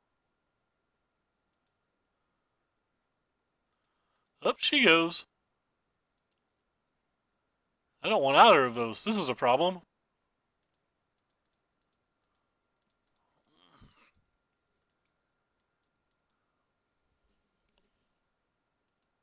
Gives us another draw if he doesn't kill it to try to find the Expanse, though. This technically just puts us at 1. No, it's probably goodbye Clarion, and I don't think we have an out after Clarion's gone. We can draw in the settled wreckage to stall more turns, but none of that feels like games we're going to win.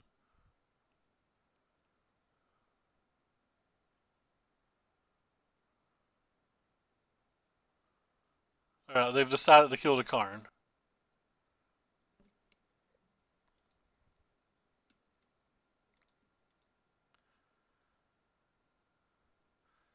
That doesn't help here.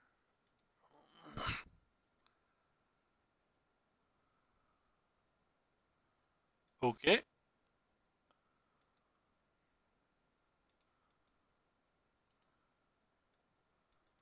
Let's remove this. Stop before we concede. Alright. Well, we got trounced. So on the play, he takes these out and brings these back in.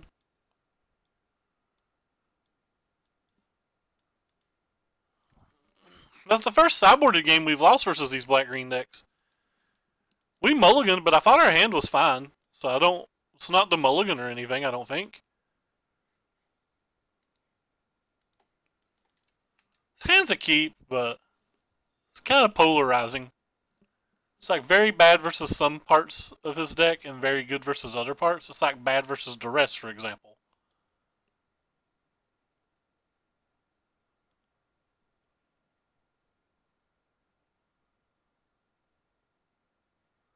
I think I actually want to opt.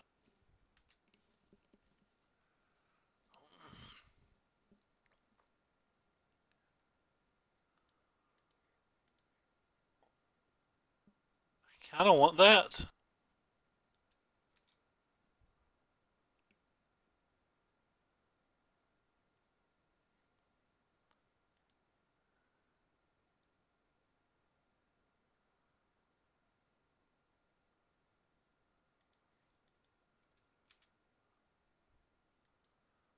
I'm a syncopate boy now.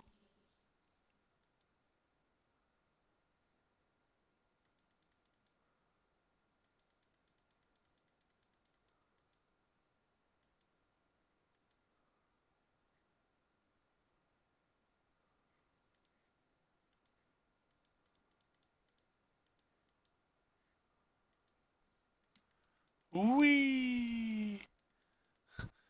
Are you ready to get memed?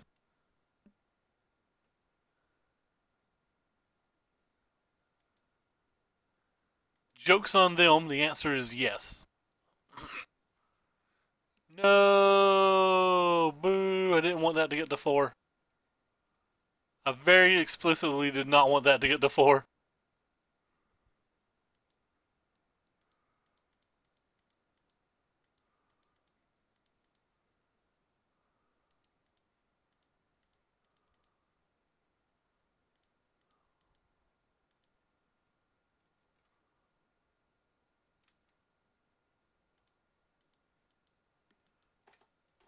That getting to 4, soul crushing. Considerably less soul crushing.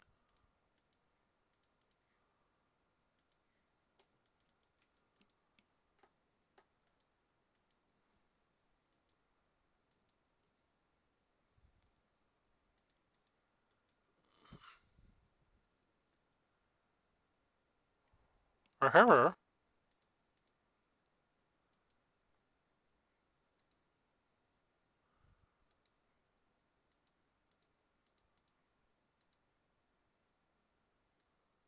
Oh, we don't kill this, do we? I was so excited for this card.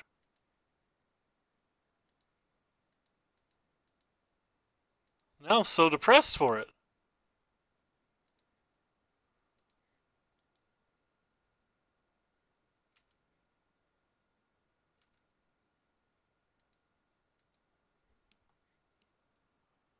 Let's put this stop on our turn and let us do the hoping here. I don't think we want to let the Teferi die. So, unfortunately, I think I'm going to do this.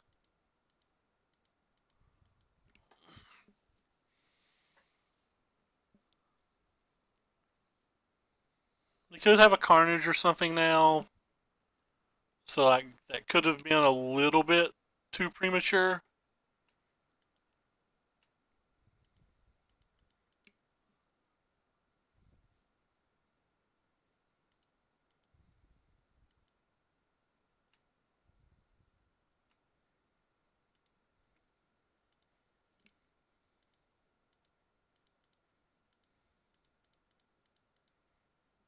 Her.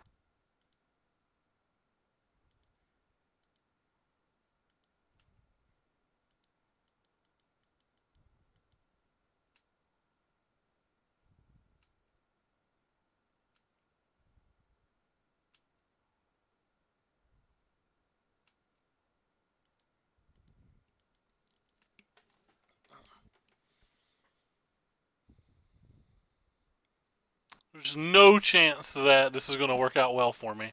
I'm just losing everything here.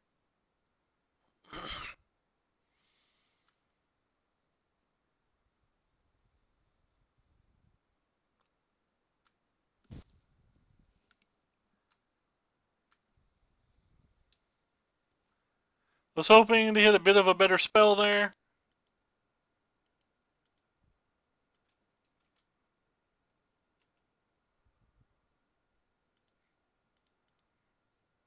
Alright, Star of Extinction. You're on deck. You're next. That's not a star. Yeah, running out of time now.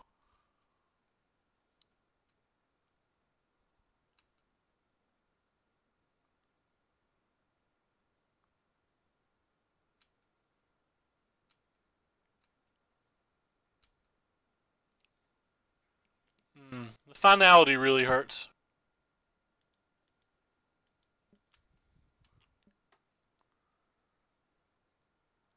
So if I take 7...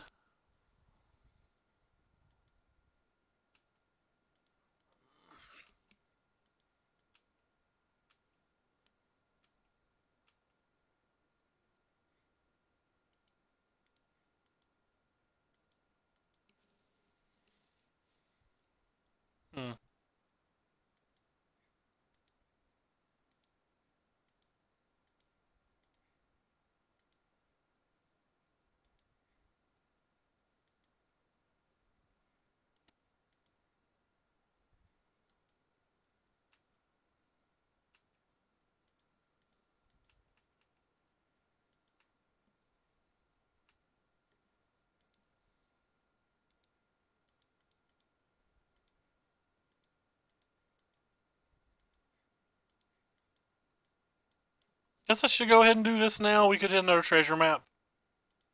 Still could hit another treasure map.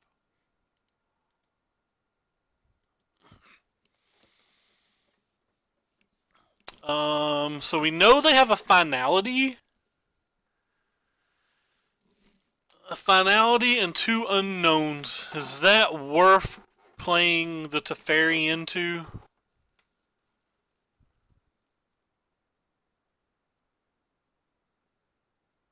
I made 2 questionable. I probably made a lot of questionable plays.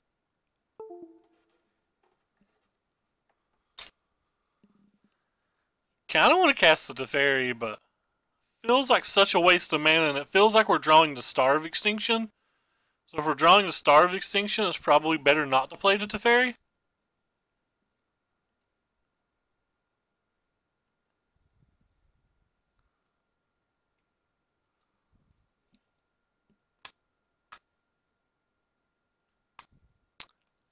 I feel like I've played this game very badly.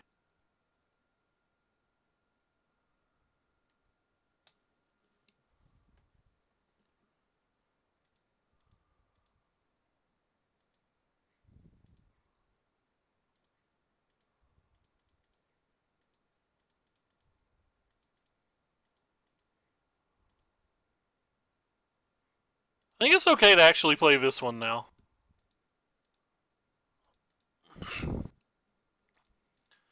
We're only going to get to draw 2 cards off of the treasure map anyway. Karn gives us a guaranteed one of them. And they have to have a land to get the Carnage Tyrant back in play.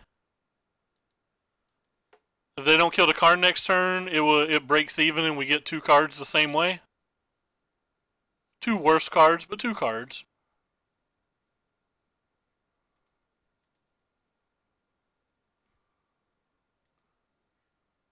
Alright, so we're going to get an island here.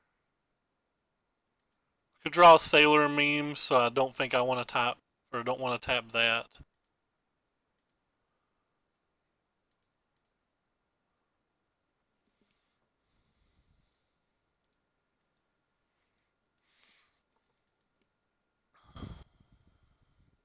Get some value off one of our things if we wait. We have an Ionize to play around a Duress a little bit. So like maybe we get some more value out of this star. And if they attack our face, it gives us a chance to draw a Settled, or no Settled Wreckage. I forgot they made us discard 1 on turn 1.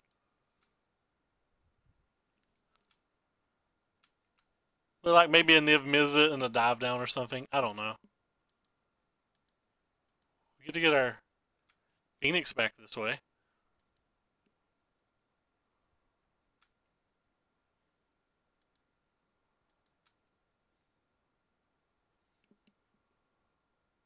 Ouch. That one hurts. We do have this, but it still hurts.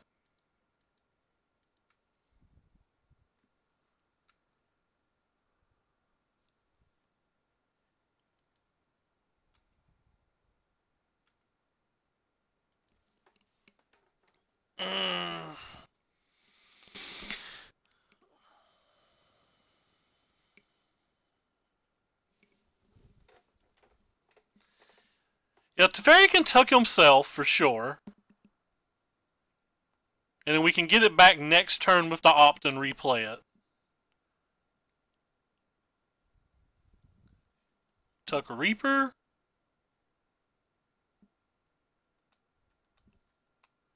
They have 2 cards in their hand still.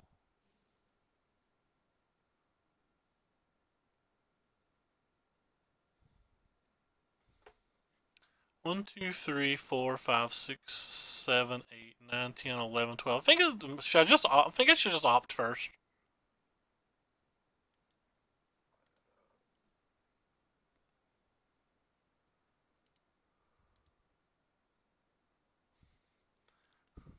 Hello, friend.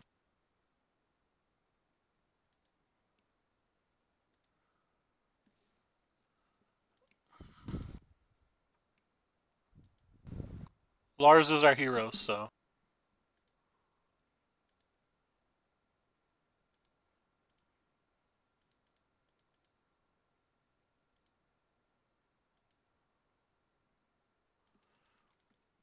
We left an Ionize up for the finality.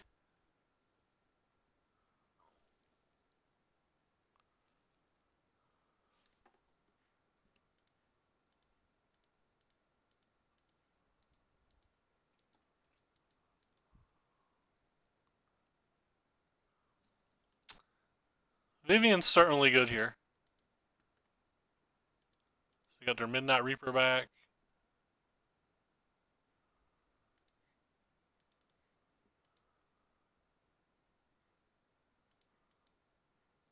So we have 5 mana left open.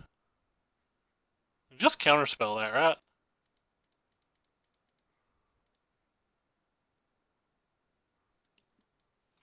Memes next turn. They gotta be getting close to more Carnage Tyrants, though. That's not a Carnage Tyrant.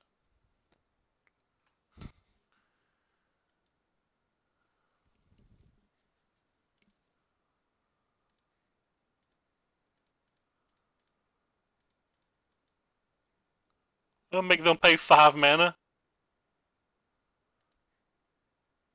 Feels 3 to play, or 4 mana, sorry. That way they can't play a second threat this turn. Maybe I should have paid 1 more so they couldn't play the Reaper too. I can't pay it all though, because then they just ignore it, right?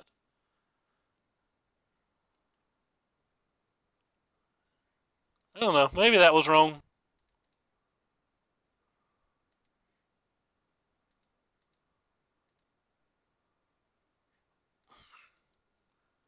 I don't think that card does a lot.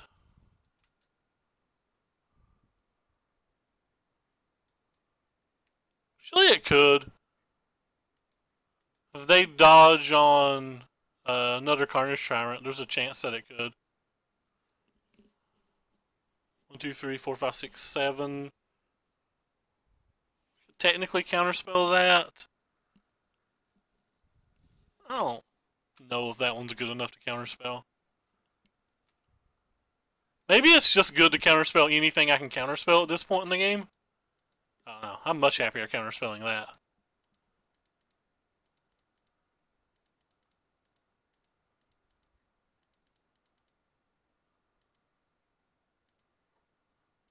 I just tapped all my mana because I didn't want to count. No, they have more things. Well, this is not good. So now I have to draw something good again? Well, I'm dead if I attack, so... I think I'm just dead. I think I'm just dead.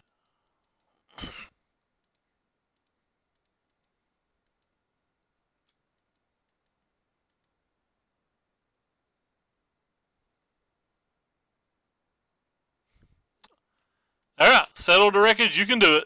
1 time.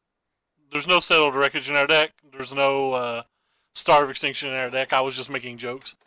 Alright, so I probably punted this game. Let me know where I screwed up, Lars.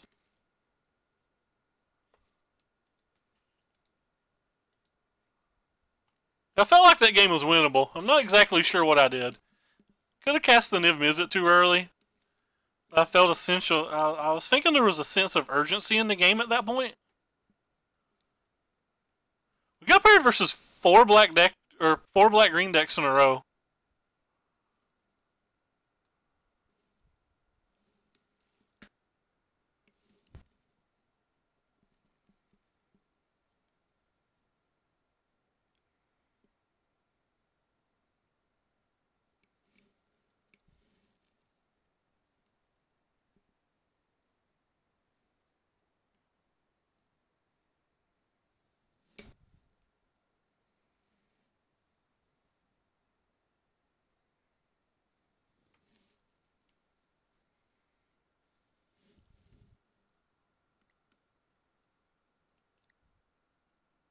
Turn 3 and settle instead of Clarion.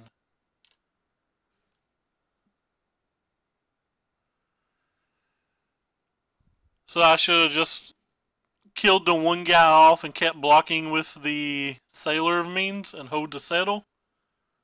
That's fair. What was the turn 3 play? Me holding up, or me shocking and holding up a counter spell instead of playing a Sailor of the Means, I think. I think that's what I did on turn 3. I won't swear. After 4 matches in a row, black-green, I swear they've honestly kind of like faded together to me. I think that's what I did, though. I think I shocked. I held up a counter spell for no reason. Or was that game 2? That could have been game 2. I definitely did that one of these games.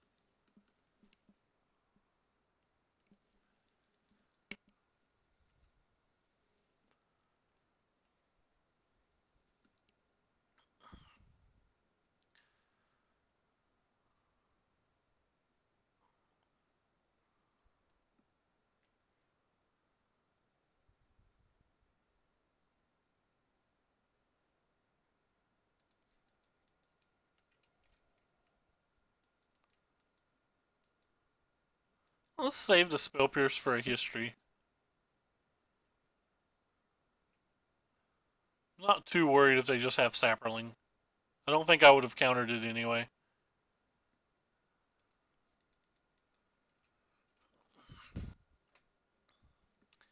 Sailor Memes has to be good versus Adonto.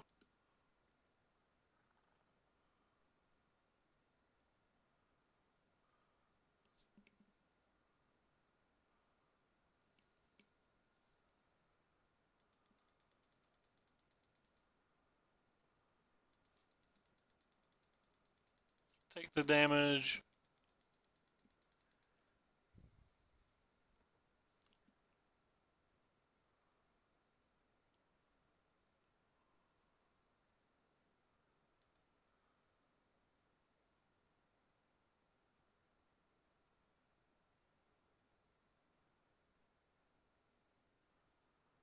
Huh.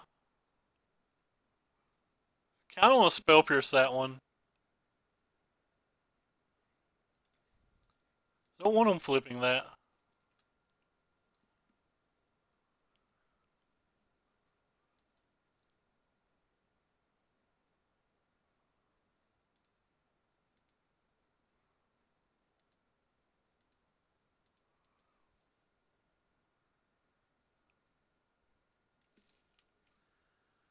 Does Corey have a sideboard guide for Green White? I don't know if Green White's popular enough for him to have a sideboard guide.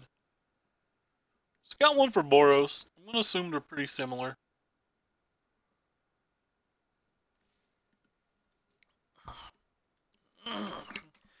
Might bring in the Star of Extinctions and he doesn't.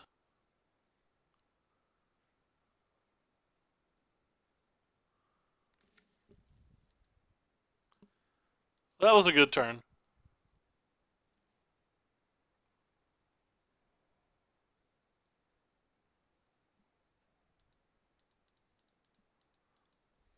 That's not the land that I was begging for.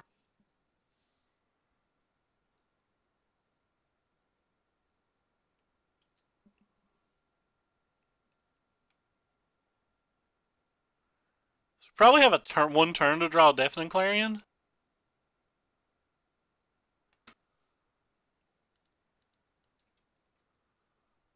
What? I definitely blocked. That's a tilt. I definitely blocked.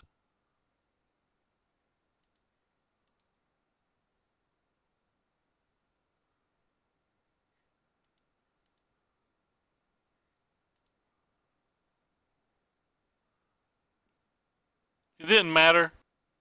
We're dead anyway. So even if I was at 7, I would be dead. I'd be taking 8.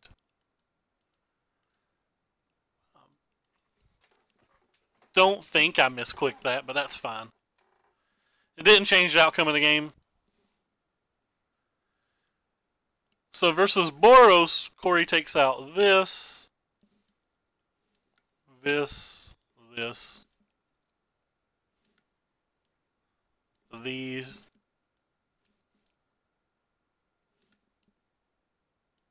these, and these. I don't think I want to take out the Spell Pierce, though.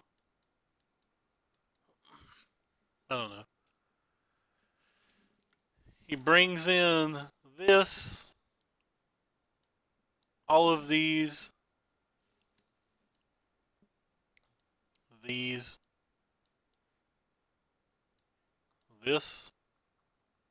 and this. Wonder why he doesn't bring in the Lyra. I've always liked Lyra in this type of match. In fact, scrolling down his sideboard guide, he doesn't have Lyra coming in any match. Pretty sure I want this card. Definitely don't want those. Definitely don't want that or that.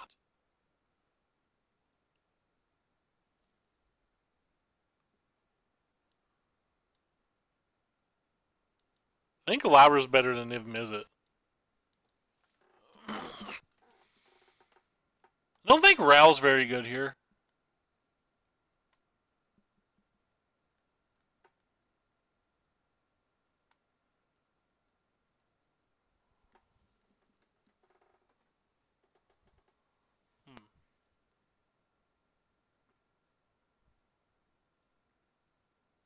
Let's go run this.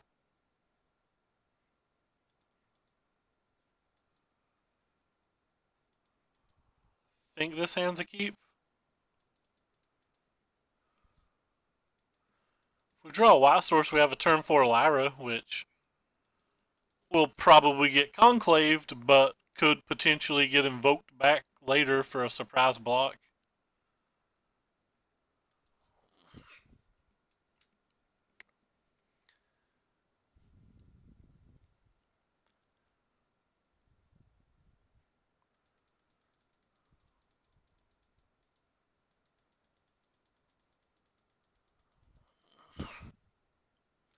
I think I'd counterspell anything they played that I can. Certainly that, though.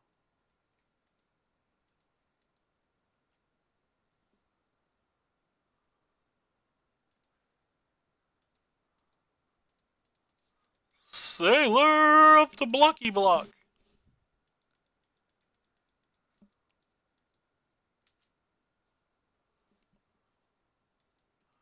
Sideboarded out the dive down, so I don't have to wait to try to protect whatever we play.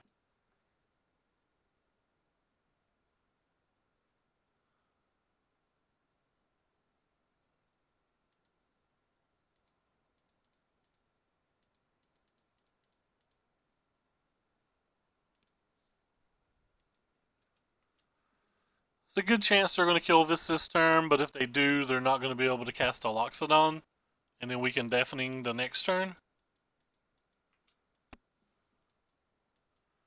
If they cast a Loxodon, it's also not the end of the world because we can just deafen it and clear everything else up anyway.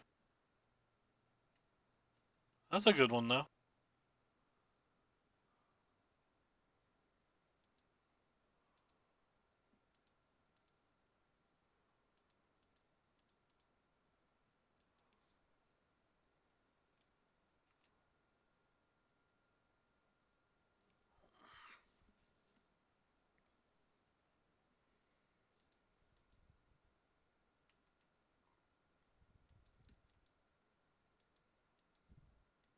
I wonder if I should bring in Star specifically because of this card.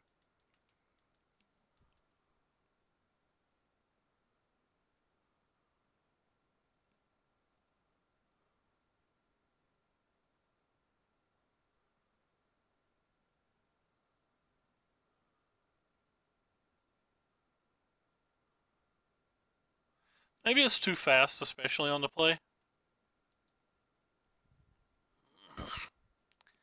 Excuse me.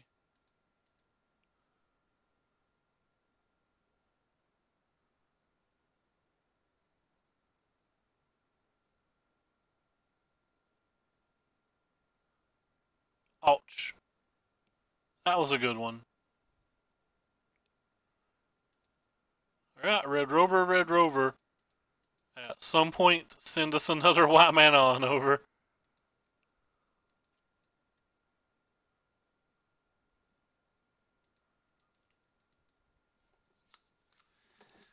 If they don't have an answer or they don't have the mana, there's a good chance that we can just win next turn, so. Probably blocking with the Sailor memes this turn.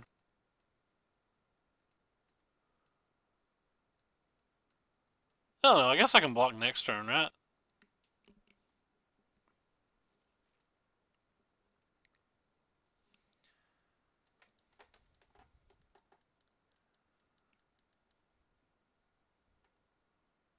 Okay, I guess they're done.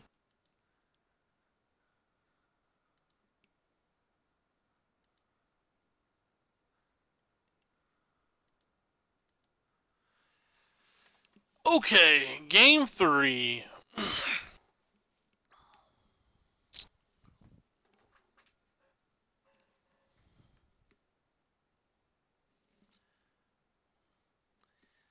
Expansion can technically copy a March of the Multitudes, which is one of the cards I'm afraid of. Wonder if it's ever worth it to have. Star kills Legion's Landings and Feroxes. I can't really think this is just kind of block Feroxes for all day, though.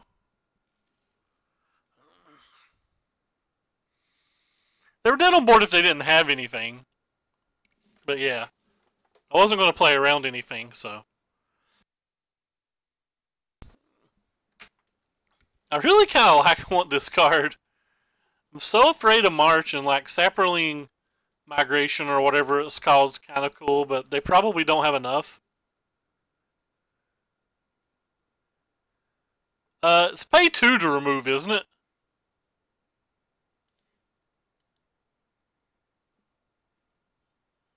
I thought it was pay 2. Do I just not know what the card does, even though I played it a bunch? Yeah, it's pay 2.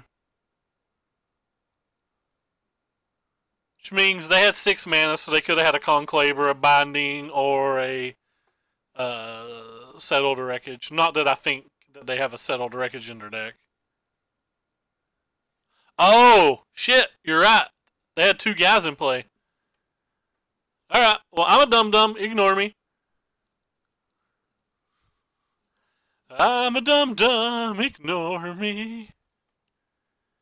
Ignore me. I just don't think that card's good here. I want to get out of jail 3 card.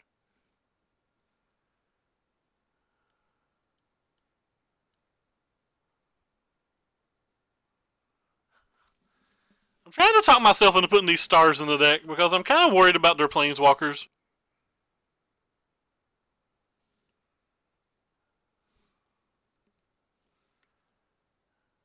Kind of want these things in the deck too. I don't know. I give up. I'm going to try this. I feel defeated.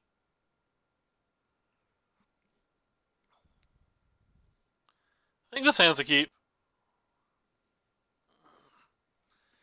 So we're potentially going to be 3-0 and up a game in round 4 to the 3-2 pity chest. The $1.80 pity chest arena.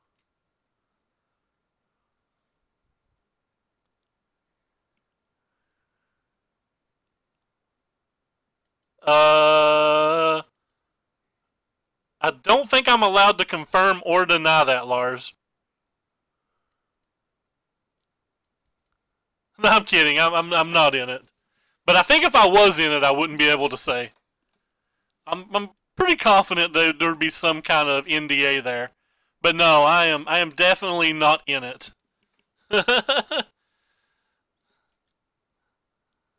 I am going to be a featured content creator.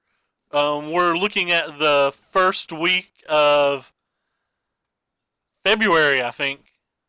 I think the first week of February is when we were talking about doing it.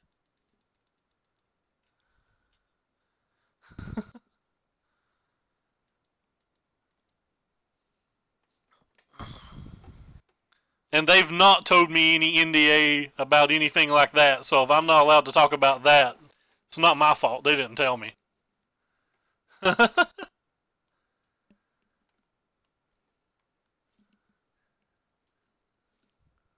I was asking Mo about it, and Mo kept mentioning that there was an NDA on it, and he couldn't really help me with the info I wanted.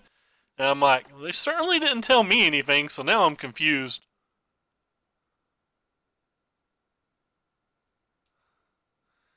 I mean, I like Arena. I understand people liking Arena. Like, I don't hate Arena. It's just kind of weird that, like, Arena's so different than normal Magic.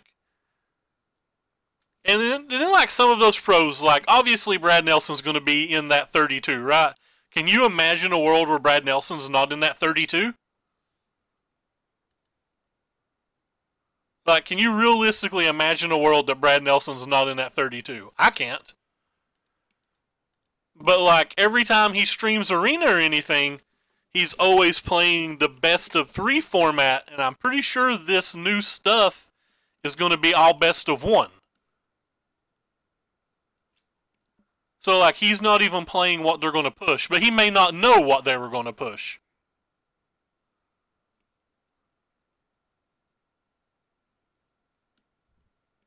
But, like, he's been using it to test. He streamed it some. He seems super outspoken. He seems to like it. I don't know Brad Nelson in real life, of course, so, like, I don't know what of that is posturing and what of that isn't posturing. But, he seems to be genuine to me. At least his public persona seems to be genuine.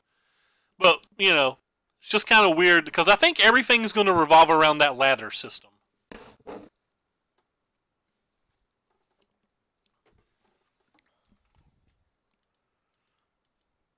I just think everything's going to revolve around that ladder system. And that ladder system is going to be very different than what I believe, like, playing the competitive events on there would be.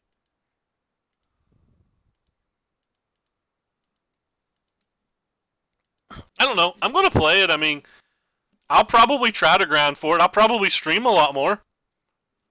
I spent money on Arena. I've not spent money on Magic Online in so long I can't remember. I spent money on Arena, so they got me.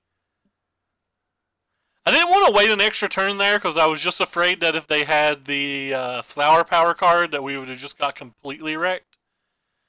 But maybe I didn't need to worry about that where we just drew to settle. I'm also hesitant to settle them because of cards like March of the Multitudes.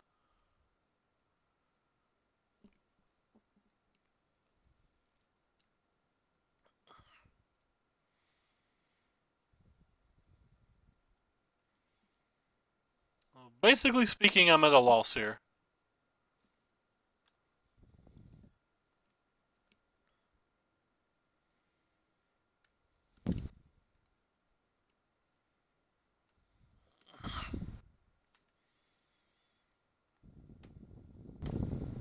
Land? You're not the land that I've always wanted. Ay caramba. I don't even think I can play you because of March. Is March double white or double green? I forget. Where are you at, March? It's double white. I don't think I can even play this then.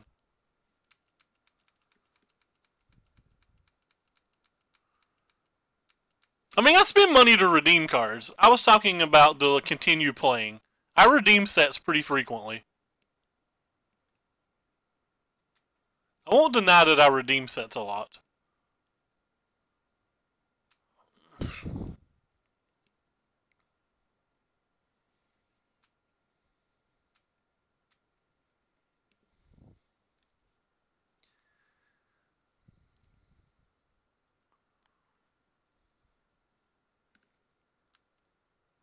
Yeah, that's fair.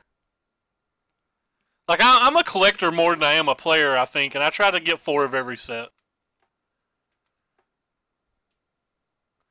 This feels to me like a game we're just not going to win. I think the first time I cast out for like a Niv Mizzet or something, the game's just going to be over. And I feel like if I don't tap out for those spells, he's just going to bury us with this Arch and this Adonto.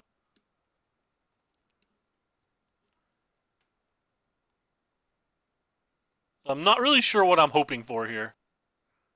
Ah, that's a Dream Crush. Oh cool, he's pumping it. Oh gosh, that does not sound like a fun experience. Can I just slam this?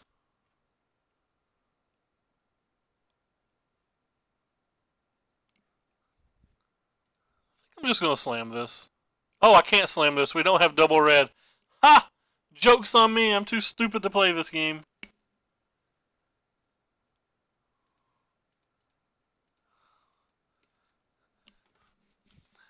Joke's on me. Good job, Searsist.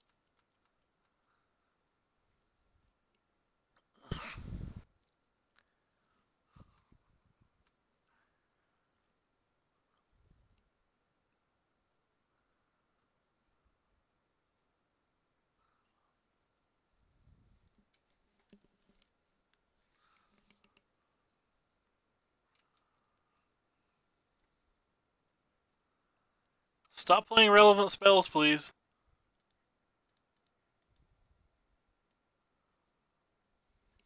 I don't want to shock. Fine, I keep you.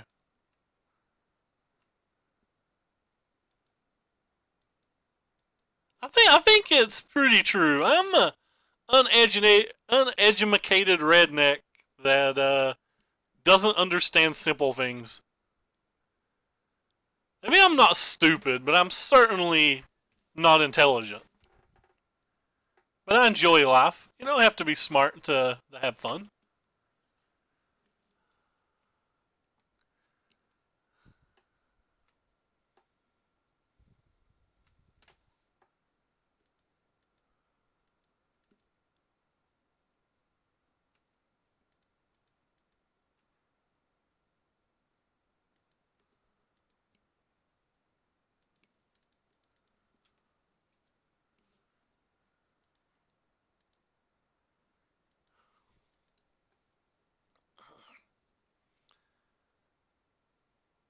So if I shock down to 6,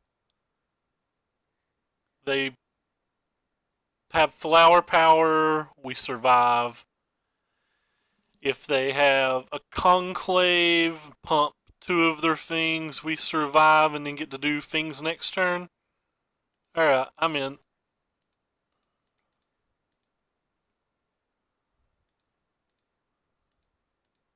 I think this means they have to have 2 things to beat us, but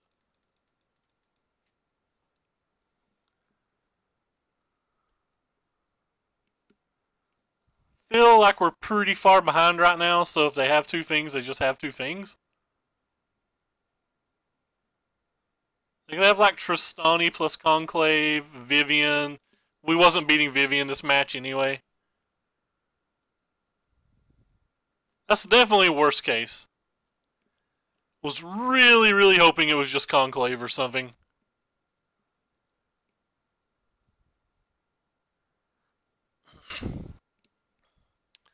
So what do we need to draw now?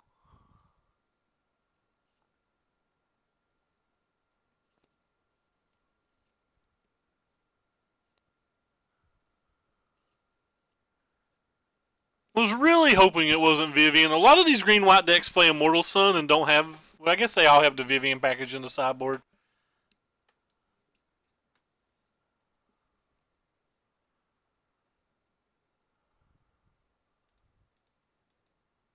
Hey, yeah. Not dead.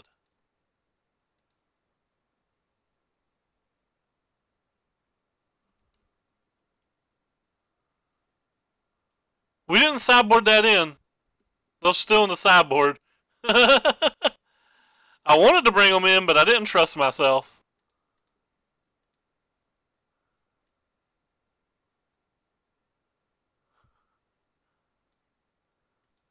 Is it bad that I almost want to invoke the Divine my own still away just so I can gain 4 life?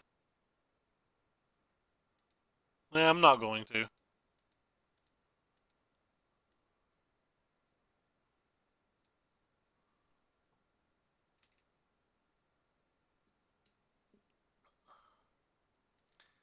Oh, I want to attack Vivian.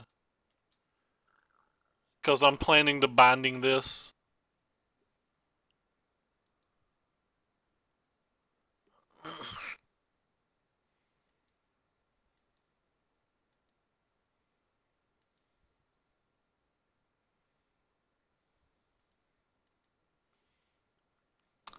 Vivian doesn't have a lot of hits. Between the Arch, the Vivian, and the Ajani, though, it feels like there's a lot of hoops for me to jump through here. And I don't even have a red mana for another Niv Mizzet.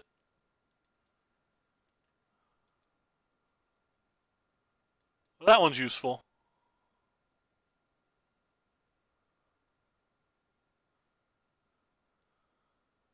Uh-oh, Spaghetti-O.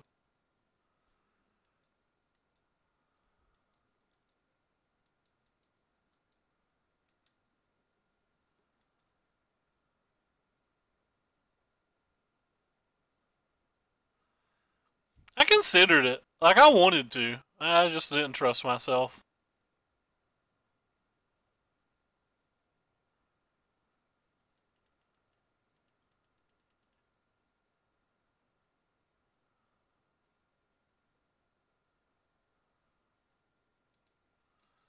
We drew a red mana. So now we have to beat a Johnny Ultimate? We're not doing that at all. We are dead arena. But we'll let our opponent have his fun. You may have your fun, sir, opponent.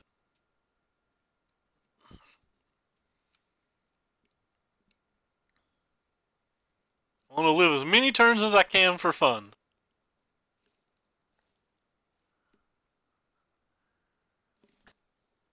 I felt good about this league, too. Started off 3-0. Thought I was playing above average for myself, but like not great in general.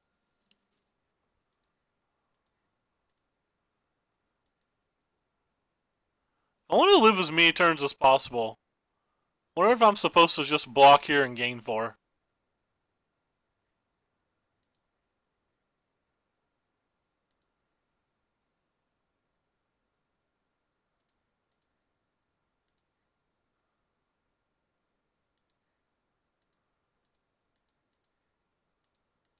Oh yeah. Staying alive.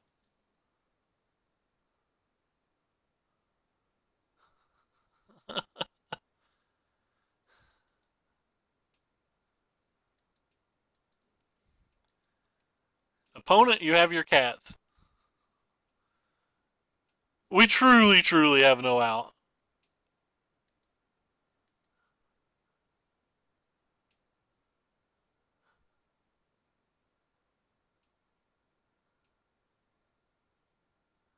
I should just scoop.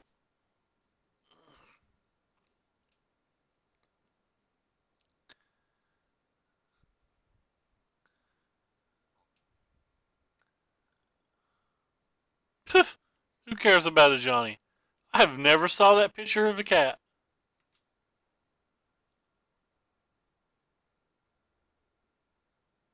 Alright, I'll give up. I'm actually just going to concede. I was having my fun. I'm going to open a pity chest. Always open pity chests.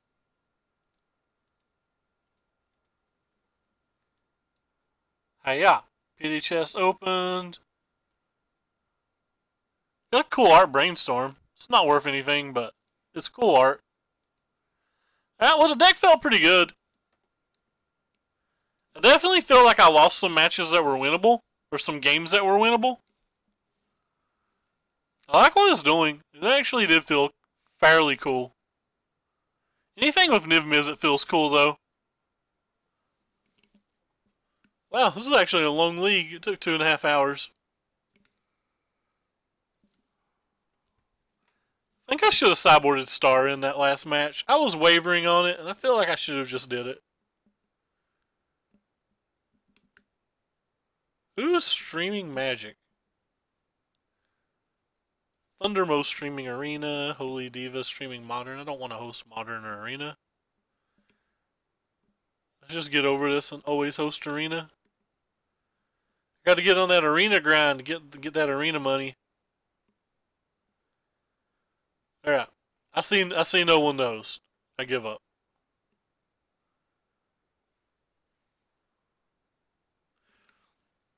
How many, just a little off topic of getting out of here, how many of the 32 players do you think are Magic pros compared to like Hearthstone or other pros that they just want to endorse? Because I could very much see some of those 32 players being, you know, people from Hearthstone or Artifact or wherever.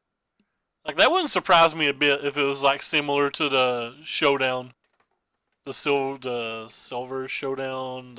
I don't remember what it's called. Silver Case. I don't remember, but you know what I'm talking about. The beta draft.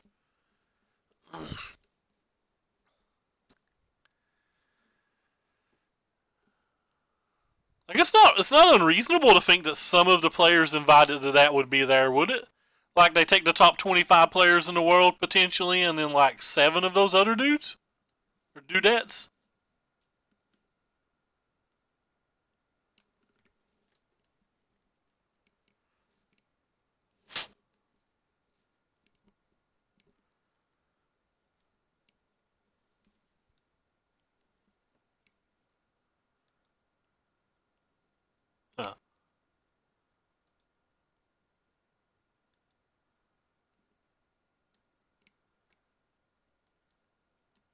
But yeah, anyway, that's going to do it for me tonight. The deck was fun.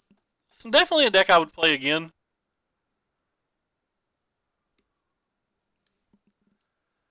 But I guess take care, everybody, since nobody's chatting with me. I'm going to get off here, get cleaned up, get my mail ready for the morning, and try to get in a nap before the SCG coverage comes on. Thank you guys so much for stopping by.